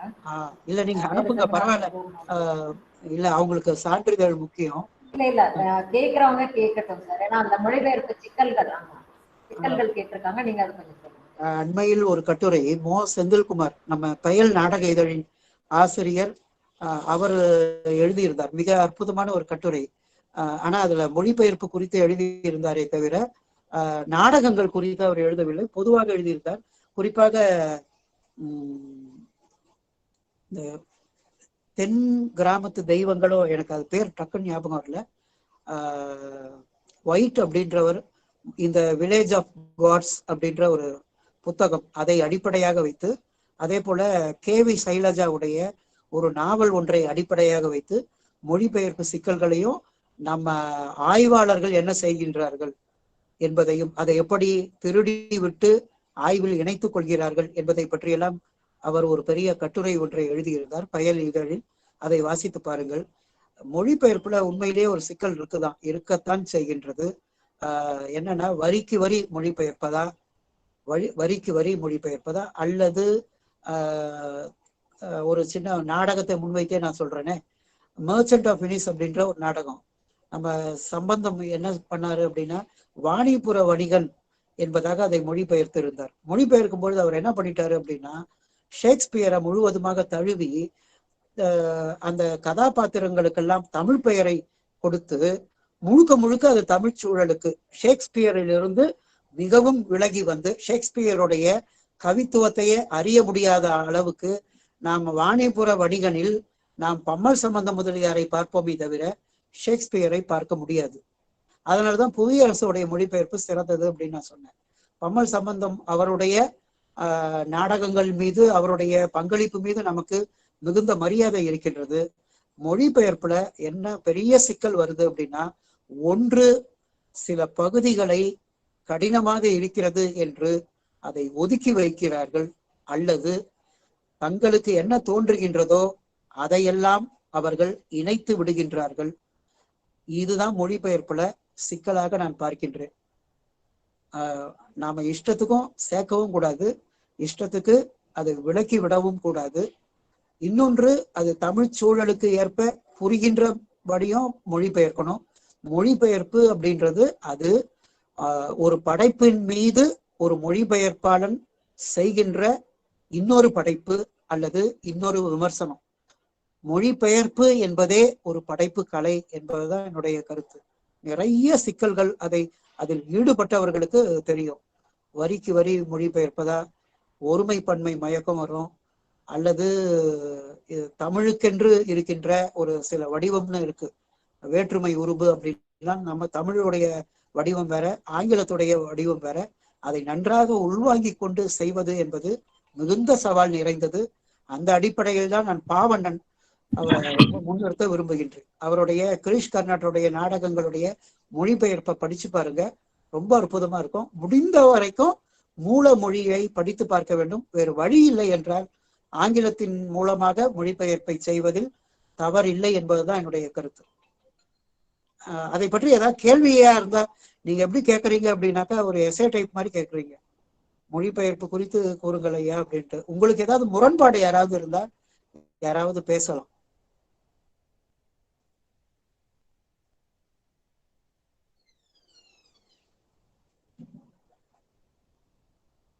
மேடம் இணைப்புல இருக்கீங்களா? ஹலோ ஐயா. ஹலோ ஹலோ ஐயா, வணக்கம்.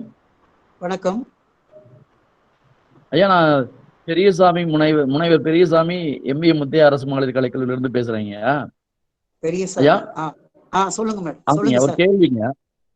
இல்ல, மொழிபெயர்ப்பு நாடகங்கள் வளர்ந்த நிலையை விட நேரடி தமிழ் நாடகங்கள் வளர்ச்சி குறைவா இருக்கிறதுக்கான காரணங்கள் ஏதாச்சும் சொல்ல முடியுங்களா ஐயா? நான் அப்பவே சொன்னேன் சார். என்ன அப்படின்னா, அது ஒரு பெரிய தமிழ் நாடக வரலாறு முழுவதுமா படிக்கணும். மரபு நாடகங்கள் பற்றி ஆறு அழகப்பன் போன்றவங்களாம் ஒரு பெரிய அண்ணாமலை பல்கலைக்கழகத்திலிருந்து பெரிய புத்தகமாக போட்டிருக்கின்றார்கள். ரொம்ப சுவையான விஷயங்கள்லாம் அதுல நீங்க பார்க்கலாம். சிவாஜி கணேசன் தனியா ஒரு புத்தகம் போட்டிருக்கிறாரு.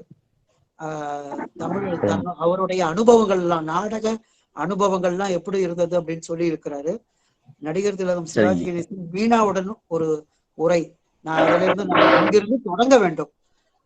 ஏன்னா தமிழ் நாடக வரலாறு அப்படின்றது பெரிய வரலாறு.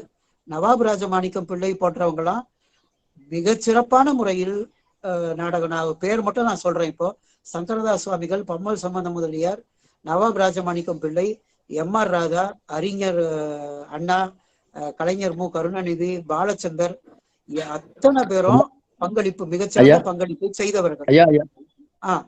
கேக்குறீங்களா? ஐயா ஒண்ணுங்க இல்ல, பழைய நாடகங்கள் பற்றி இல்ல, இன்றைய காலகட்டத்தினுடைய வளர்ச்சியில மொழிபெயர்ப்பு நாடகங்கள் தான் அதிகமா வருது.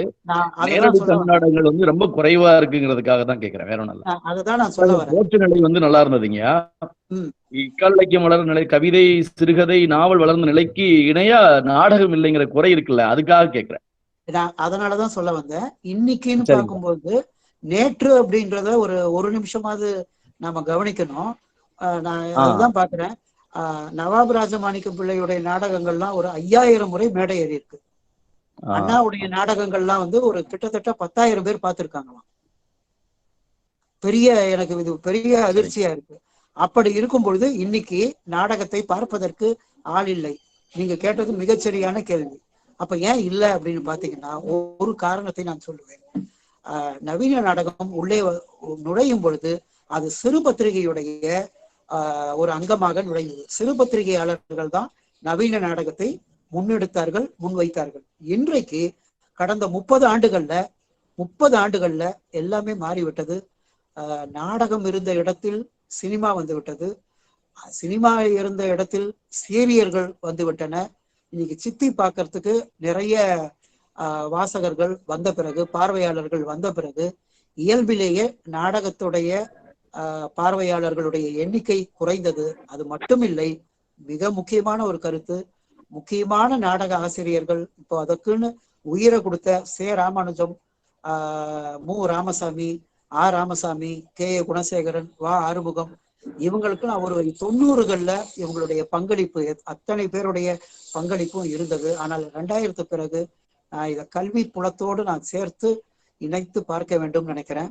2000 பிறகு தமிழ் மொழி உண்மையிலேயே வேதனையோடு சொல்றேன், பின்னுக்கு தள்ளப்பட்டு எல்லா இடத்துலையும் பள்ளிக்கூடங்கள்ல ஆங்கிலம் முன்னிறுத்தப்பட்ட பொழுது தமிழ் மொழியை உச்சரிக்கக்கூடிய அல்லது பயிற்சி அளிக்கக்கூடிய ஆட்கள் குறைந்து விட்டார்கள். இன்னைக்கு அண்ணாவுடைய நாடகத்தை அரங்கேற்றம் செய்ய முடியுமா என்பது ஒரு பெரிய கேள்வி. அப்படி அரங்கேற்றம் செய்வதற்கு பல பேர் பல தியாகங்களுக்கு தயாராக இருக்க வேண்டும். ப்ரொடெக்ஷன் அப்படின்னு சொல்லுவாங்க நாடக உலகம். ப்ரொடெக்ஷன் 1 லட்சம் மேல ஆகும் ஒரு நாடகத்தை அரங்கேற்றம் செய்யணும் அப்படின்னா. யாரும் அதுக்கு தயாரா இல்லை. அதனால மொழிபெயர்ப்பு நாடகம் தான் இன்னைக்கு நிறைய வந்துட்டு இருக்கு. நாடக படைப்பாளர்கள் நாடகத்தை எழுதுவதற்கு முன்வரவில்லை. இதை கேட்டுக்கொண்டிருக்கின்ற பச்சையப்பன் போன்றவங்களாம், நீங்கள் சொல்கின்ற பார்த்திபராஜா போன்றவர்கள் எல்லாம், அவங்க நிறைய நாடகத்தை எழுதுவதற்கு முன்வர வேண்டும். வேற ஏதாவது கேள்வி? நடுவுல நிறைய கேள்வி வந்தது, கவனிக்காம இல்ல. மேலை நாடகங்களில் இன்பவியல் துன்பவியலை கொண்டுள்ளன, அதுபோல் தமிழ் நாடகங்கள் கொண்டுள்ளனவா அப்படின்னு வெண்மணிக்குமார் அப்படிங்கிறவர் கேட்டிருக்காரு. இது பொதுவான கேள்வி மேடம், மிக மிக பொதுவான கேள்வி.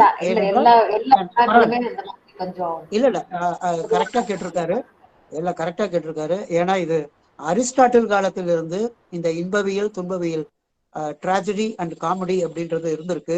ஷேக்ஸ்பியர், அது மறுமலர்ச்சி காலத்தில் 16ஆம் நூற்றாண்டில் ஷேக்ஸ்பியரும் இந்த தாக்கத்திற்கு உட்பட்டு தான் தன்னுடைய நாடகத்தை 2 வகையாக பிரித்தார். அதற்கு பிறகு பார்சி நாடக கம்பெனி எல்லாம் இங்க வந்த பிறகு பம்பல் சம்பந்த முதலியார்லையும் அவருடைய நாடகத்திலையும் அவர் ஏறத்தாழ 94 வகையான நாடகங்களையே, அத்தனை வகை நாடகத்தையே அரங்கேற்றி இருக்கின்றார் என்பதை பார்க்கும் பொழுது மிகவும் பிரமிப்பாக இருக்கின்றது. அவரும் தன்னுடைய நாடகத்தை இன்பவியல் துன்பவியல் என்பதை பகுத்து கொண்டுதான் சில நாடகங்களை முன்னிறுத்தினார். ஆனால் ஒன்றை மட்டும் நான் சொல்லலாம், என்ன அப்படின்னா, தமிழ்ல பெரும்பாலும் துன்பவியலை காட்டிலும் இன்பவியலுக்குத்தான் முக்கியத்துவம் கொடுத்திருக்கின்றார்கள் என்பதை சொல்லலாம். நீங்க சிலப்பதிகாரத்திலிருந்தே பார்க்கலாம். கோவலனுடைய மரணத்தோடு அந்த கதை முடிந்து விடுவதில்லை. அதுக்கு பிறகு அவர் சொர்க்கத்தை போனோம். அதே போல டைட்டானிக் படமே ஒரு உதாரணம். டைட்டானிக்ல இறந்து விட்ட பிறகும் கூட அவங்க 2 பேரும் காதலர்கள் இருவரும் இணைந்து விடுவார்கள். நம்முடைய தமிழ் சூழலும் அப்படிதான். எப்பொழுதும் ஒரு கொலையோட முடிந்தால் அவர்கள் ஏற்றுக்கொள்வதற்கு தயாராக இருப்பதில்லை. மரணம் அடைந்து விட்ட பிறகும் கதாநாயகன் சொர்க்கத்திற்கு செல்வதை நம்முடைய பார்வையாளர்கள் மனதில் பதித்தால்தான் நம்முடைய பார்வையாளர்களுக்கு ஒரு திருப்தி ஏற்படும். எனவே தமிழ் நாடகத்திலையும் இன்பவியல் துன்பவியல் இரண்டுமே இருந்தன. அதிகமாக இருந்தது இன்பவியல் தான். அதனால்தான் காமெடி நாடகத்துக்கு ஒரு பெரிய வரவேற்பு என்பதையும் பார்க்கின்றோம். நன்றி சார். கேள்வி இல்லை. நான் ஒரே ஒரு கருத்தை இங்க என்னுடைய நினைவலைகளை ஒரே ஒரு நினைவலையை பதிவு செய்து கொள்ளலாம் என நினைக்கிறேன்.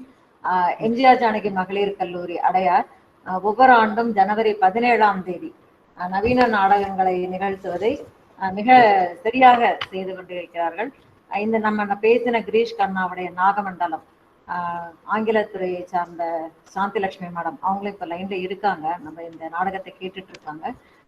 மேஜிக் லாண்டனை வச்சு ரொம்ப நல்ல அருமையா அவங்க வந்து ஒருங்கிணைப்பு செஞ்சாங்க. இது ஏன் சொல்றேன் அப்படின்னு சொன்னா, மாணவர்கள் வந்து நம்ம கற்று தரும் பொழுது கற்றுக்கொள்வதற்கு தயாராக இருக்காங்க. எப்பவுமே நம்ம பயிற்சியை கொடுக்கும் போது அந்த பயிற்சியை ஏற்று நடிப்பதற்கு வந்து அவங்க தயாரா இருக்காங்க. அதே மாதிரி RS மனோகருடைய கடுமையான வசனங்களை பேசி நடித்த மாணவிகளும் இருக்காங்க. அந்த மாதிரி WCC சில எனக்கு தெரிந்த சில கல்லூரிகள் மாணவிகளை வைத்து பயிற்சி கொடுத்துட்டு தான் இருக்காங்க. இது இன்னும் நாடெங்கிலும் பரவலா இருந்தது அப்படின்னு சொன்னா இளைய தலைமுறைக்கு இந்த நாடகங்களை கொண்டு சேர்க்க முடியும் அப்படின்னா. கண்டிப்பா மேடம். இளைய தலைமுறையை நான் டிஸ்கரேஜ் பண்றதா நினைக்க கூடாது. சில தனிப்பட்ட முயற்சிகள் MCCல, WCCல, அப்புறம் நீங்க சொல்ற சில கல்லூரிகள்ல, அதே போல தூய நெஞ்ச கல்லூரி, எல்லா கல்லூரிகள்லயும் அந்த பயிற்சிகள் அளிக்கப்பட்டு வருகின்றன.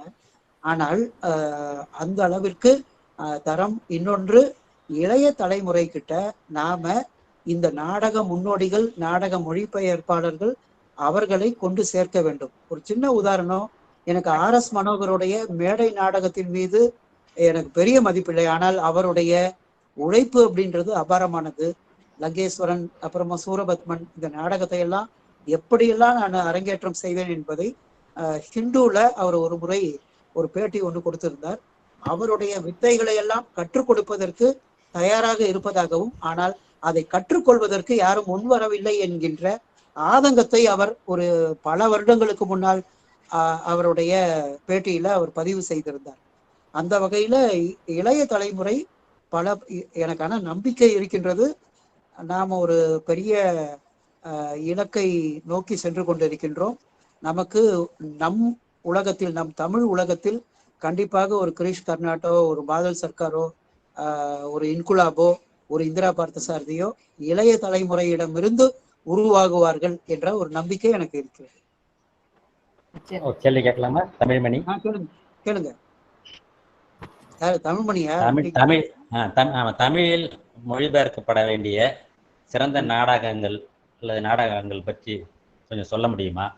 அடுத்து மேலை நாட்டில் மொழிபெயர்க்கப்பட வேண்டிய சிறந்த இந்திய நாடகங்கள், ஆங்கில பிறமொழி நாடகங்கள் பற்றி சிறு குறிப்பு சொல்ல முடியுமா? அடுத்து இசனுடைய பொம்மை வீடு நாடகம்தான் மேலை நாட்டில் பெண்ணியத்தை வளர்த்தெடுத்தது என்று அடியும் முடியும் கைலாசபதி எழுதியிருப்பதை நான் அறிவேன். அது மட்டும் அல்லாமல் கூடுதல் ஒரு செய்திக்காக இப்சனுடைய காட்டுவாத்து கூட சாக்கிரமில் மொழிபெயர்ப்பு வந்திருக்கிறது. அதை நான் மறந்துட்டேன். நான் எல்லாத்தையும் சொல்வது சாத்தியமில்லை. சரி, சொல்லுங்க. அதான் அந்த தமிழில் வந்து மொழிபெயர்ப்பு நாடகங்களா யார் யாருக்கு வரணும்ன்றது உங்களுக்கு தெரிஞ்ச அளவுல எங்களுக்கு கொஞ்சம் சொல்லுங்க. இல்ல, நான் ரொம்ப சுருக்கமா நான் சொல்லிடுறேன். சுருக்கமா தான் சொல்ல முடியும், நேரம் இல்ல. இல்ல, நேரம் இல்ல. தமிழ்ல இப்பொழுது இருக்கின்ற, நான் சொல்றேன், சப்தராஷ்மி, அதே போல பாதல் சர்க்கார் ஓரளவுக்கு செய்திருந்தாலும் கூட விஜய் டெண்டுல்கருடைய the silence the court is in session அப்படின்ற ஒரு நாடகம் இருக்கின்றது. அமைதி அமைதி கோர்ட் நடந்து கொண்டிருக்கின்றது. இதெல்லாம் புத்தகமாக வந்திருக்கிறதா என்பது எனக்கு பெரிய ஐயம். இப்சனுடைய ஹெட்டா கேப்லர் அப்படின்ற ஒரு நாடகம், இவருடைய த பர்த்டே பார்ட்டி என்கின்ற இவருடைய யார ஒரு ஹெரால்டு பிண்டருடைய பர்த்டே பார்ட்டி வந்திருக்கிறதா என்று எனக்கு தெரியவில்லை. ஒருவேளை வந்திருக்கலாம். அப்படி வந்திருந்தாலும் கூட இப்படிப்பட்ட நாடகங்கள் எல்லாம் தமிழ் இலக்கிய சூழலில் விவாதிக்கப்பட்டிருக்கிறதா என்று எனக்கு தெரியவில்லை. தமிழ்ல கன்னடம், தெலுங்கு, மராத்தி, இந்தி, இப்பொழுது இருக்கின்ற நந்தகிஷோராச்சாரியாது நமக்கு 2 தான் தெரியுது. தாகூருடைய நாடகங்கள் ஏறத்தாழ 30 நாடகங்கள். நமக்கு தெரிவது சாக்ரிஃபைஸ் என்ற ஒரு நாடகம், அதே போல சித்ரா அப்படின்ற நாடகம் தான். அப்படி பார்க்கும் பொழுது நிறைய நாடகங்களை நாம் தேடி தேடி மொழிபெயர்க்க வேண்டிய ஒரு சூழலில் இருக்கின்றோம். அதனால தமிழ்ல இப்படிப்பட்டவர்களுடைய நாடகங்கள்லாம் இன்னொன்னு ஏற்கனவே மொழிபெயர்க்கப்பட்டாலும் கூட மீண்டும் மொழிபெயர்க்கப்படுவதில் தவறில்லை என்று நினைக்கின்றேன். ஏனென்றால் கவிதையில ஒரே கவிதைய 2 பேர் 3 பேர் மொழிபெயர்ப்பதை நாம் பார்த்திருக்கின்றோம். அதே போல நாடகத்தில் கூட அவ்வாறு செய்யலாம் என்று நான் கருதுகின்றேன். அதுக்கப்புறம் 2வது கேள்வி உங்களுக்கு நான் மறந்துட்டேன். தமிழில் மொழிபெயர்க்கப்பட வேண்டிய நாடகம்னு சொன்னீங்க. இன்னொன்று அந்த காட்டுவாத்து அப்படின்னு சொன்னீங்க. அது நான் நிறைய பேரை நான் நினைவு கூற வேண்டும். துரை அரங்கசாமி மட்டும் இல்லாம திரவியம் என்பவர், அவரும் சமூகத்தின் தூண்கள், அப்புறமா மக்களின் பகைவன் போன்ற நாடகங்களை எல்லாம் மொழிபெயர்த்தார். 1960s or 72 அப்படின்னு நினைக்கிறேன். பழனியப்பா பிரதர்ஸ் அப்படின்றவங்க அதை வெளியிட்டு இருந்தார்கள். இந்த நாடகங்கள் எல்லாம் நல்ல கேள்வி இது. இந்த நாடகங்கள் எல்லாம் மறு வெளியீடு, மறு பிரசுரம் செய்யப்பட வேண்டும் என்று நான் கருதுகின்றேன். என்ன காரணம் என்றால், அப்படி செய்யப்படவில்லை என்றால் இன்றைக்கு அந்த நாடகங்களை இந்த தலைமுறையினர் மறந்து விடுவார்கள். எனவே நீங்கள் சொன்னது போல இப்சன்லாம் கூட நம்ம பண்ணிட்டோம். இன்னும் நிறைய நாடகங்களை ஒவ்வொரு மொழியில இருந்தோம். இன்னும் நீங்க வேணா யாரு சீனு தமிழ்மணியே ஒண்ணு பண்ணலாம். இதை கேள்வி கேட்கின்ற தமிழ்மணி, அவருக்கு ஒரு வேண்டுகோள் என்னன்னா, அவர் நிறைய புத்தகத்தை வெளியிட்டு நிறைய விற்பனை செய்தவர், தமிழுக்கு அளப்பரிய பங்கை ஆற்றியவர். வெளி நாடகங்கள் அப்படின்னு வெளி இதழில் 39 இதழ்கள் வந்தன. ஒவ்வொரு இதழிலும் ஒவ்வொரு நாடகங்கள் மொழிபெயர்க்கப்பட்டன. எனக்கு தெரிந்து போலிஷ் மொழி நாடகம், போலீஸ்னு தலைப்பிலேயே ஒரு நாடகம், இந்தி நாடகம். அந்த நாடகங்களுடைய நினைவுல தான் நான் பேசிக்கொண்டு இருக்கின்றேன், ஒரு கையில ஒரு குறிப்பு இல்லாமல். ஆனால் வெளி நாடகங்கள் என்று ஒரு பெரிய தொகுப்பை வெளி ரங்கராஜனிடமிருந்து அனுமதி பெற்று தொகுப்பை கொண்டு வந்தால் கூட அது தமிழுக்கு மிகப்பெரிய பங்களிப்பாக அமையும் என்று நான் நினைக்கின்றேன். இதை கேட்டுக்கொண்டிருக்கின்ற எந்த பேராசிரியர் செய்தாலும் அவர்களுக்கு அவர்களுடைய கல்விப்புல வரலாற்றில் அவர்களுக்கு ஒரு தனித்த இடம் இருக்கக்கூடும் என்று நான் நம்புகின்றேன். அதை செய்யலாம். அல்லது பம்மல் சம்பந்த முதலியாருடைய நாடகங்கள், அதை பாருங்க, நான் வேணா ஸ்கிரீன்ல காட்டுறேன். எவ்வளவு பழமையான ஒரு நாடகம். இத பழனி மட்டும் கொண்டு வந்தார் என்பதாக நான் கேள்விப்பட்டேன். ஆனா நான் அதை பார்க்கல. வாணிபுர வணிகன், இப்படிதான் அந்த நாடகங்கள்லாம் வந்தன. மிக பழமையான ஒரு புத்தகம் தேடி எடுத்த. இப்படிப்பட்ட நாடகங்களை எல்லாம் நாம மறு வெளியீடாக செய்ய வேண்டும் அப்படின்னு நான் நினைக்கிறேன். பல பேர் நவீன நாடகங்களை பற்றி பேசுகின்ற பல பேர் என்ன செய்யறாங்க அப்படின்னா, அதனுடைய அரங்கேற்றம் பற்றி, அதனுடைய நிகழ்த்துக்களை பற்றி தான் பேசுறாங்களே தவிர டெக்ஸ்ட் பத்தி யாரும் கவலைப்பட்டதாக தெரியவில்லை. டெக்ஸ்ட் ரொம்ப முக்கியம் அப்படின்னு நினைக்கிறேன். அதுவும் குறிப்பாக இலக்கியம் பயில்கின்ற நமக்கு கண்டிப்பாக முக்கியம். அரங்கேற்றம் பத்தி, அதனுடைய டெக்னிக் பத்தி, ப்ரொடக்ஷனை பத்தி, ப்ராப்பர்ட்டியை பத்தி, லைட்டிங்கை பத்தி இதெல்லாம் பேசுறீங்க சரி. ஆனால் அதை விட முக்கியம் அதனுடைய நாடக பிரதி, அதையெல்லாம் செய்யப்பட வேண்டும் அப்படின்னு நினைக்கிறேன். மேடம்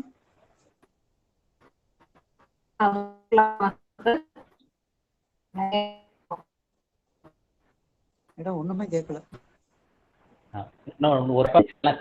நாடக ஆசிரியர்ன்றதும் தெரியல. செக்காவுடைய நாடகங்கள் தமிழ்ல வந்ததுன்னு கூட தெரியல. இல்ல வந்திருப்பதாக தான் சொல்றாங்க. வந்திருக்கு செக்காவுடைய கையில இப்போ இல்ல நாடகங்கள். அது தனியா. ஆனா அது ஒரு பெரிய தொகுப்பாக கொண்டு வர வேண்டும். நாயகர் போன்றவர்கள் செய்யலாம். அத சார் பேசுறது கேக்குதா? கேக்குது மேடம், இப்ப கேக்குது. ஹலோ, கேக்குது மேடம். ஆமா, நன்றி. முடிச்சுக்கலாமா சார்? முடிச்சுக்கலாம். கேக்குது. ஃபார்மலா ஒரு நன்றி இருக்கு.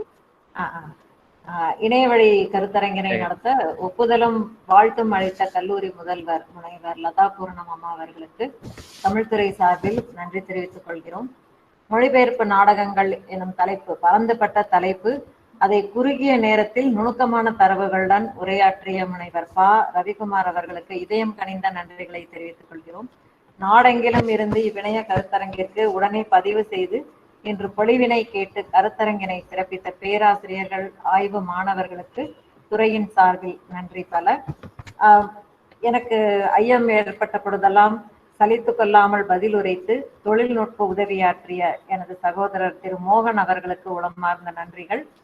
மற்றும் கருத்தரங்கினை நடத்திட வழிகாட்டிய தமிழ்துறை தலைவர் மற்றும் எமது துறை சார்ந்த பிற பேராசிரியர்கள் அனைவருக்கும் நன்றி தெரிவித்துக் கொள்கிறேன். ஸ்பெஷல் தேங்க்ஸ் வந்து கவிஞர் பச்சையப்பன் சார், சாந்திலட்சுமி மேடம், அவங்க டைமை ஒதுக்கி, தமிழ்மணி சார், கல்பனா மேடம், எல்லாருமே பொறுமையா கடைசி வரைக்கும் இருந்து கேட்டிருக்காங்க. அனைவருக்கும் மீண்டும் ஒருமுறை நன்றி தெரிவித்துக் கொள்கிறேன். நன்றி. நன்றி மேடம். ரொம்ப நன்றிமா, ரொம்ப நன்றி. அனைவருக்கும் நன்றி. நன்றி. தமிழ்மணி சார் நன்றி. நல்லா இருந்தது கடைசி நேரத்துல உங்க கேள்விதான். கேக்குது. ரவிக்குமார், ஆமா எல்லாரும் நான் பேசுறதுதான் நீ பேசுன. ஆமா அதெல்லாம் ஒண்ணு இல்லை. ரொம்ப சிறப்பா இருந்தது, அழகா இருந்தது. ஐயா தமிழ்மணி ஐயா நல்லா கடைசி நேரத்துல நல்லா பேசுனீங்க. அம்மா வணக்கம்மா, உமா அம்மா எல்லாருக்கும் வணக்கம். துறை தலைவர்களுக்கு வணக்கம் சார். எல்லோருக்கும் நன்றி. நன்றி சொல்லிட்ட பிறகு நம்ம மறுபடியும் பேசிக்கிட்டு இருக்கோம். இருந்தாலும் ரொம்ப நன்றி. ரொம்ப சிறப்பான ரவி சார் பேசினார்னா நாள் முழுக்க கேட்கலாம். அது வெளி போறதுக்கு மனசே வராது. ஆமா, அது மாதிரியான உரை, சிறப்பான உரை, மிக மகிழ்ச்சியான ஒரு பொழுது இது. ஏற்பாடு செய்த உங்களுக்கு ரொம்ப நன்றி, ரொம்ப ரொம்ப நன்றி, ரொம்ப நன்றி. ரவிக்குமார் சார் உங்களுக்கு ரொம்ப ரொம்ப நன்றி. எல்லா விஷயத்தையும் தொகுத்து சொல்லிட்டீங்க.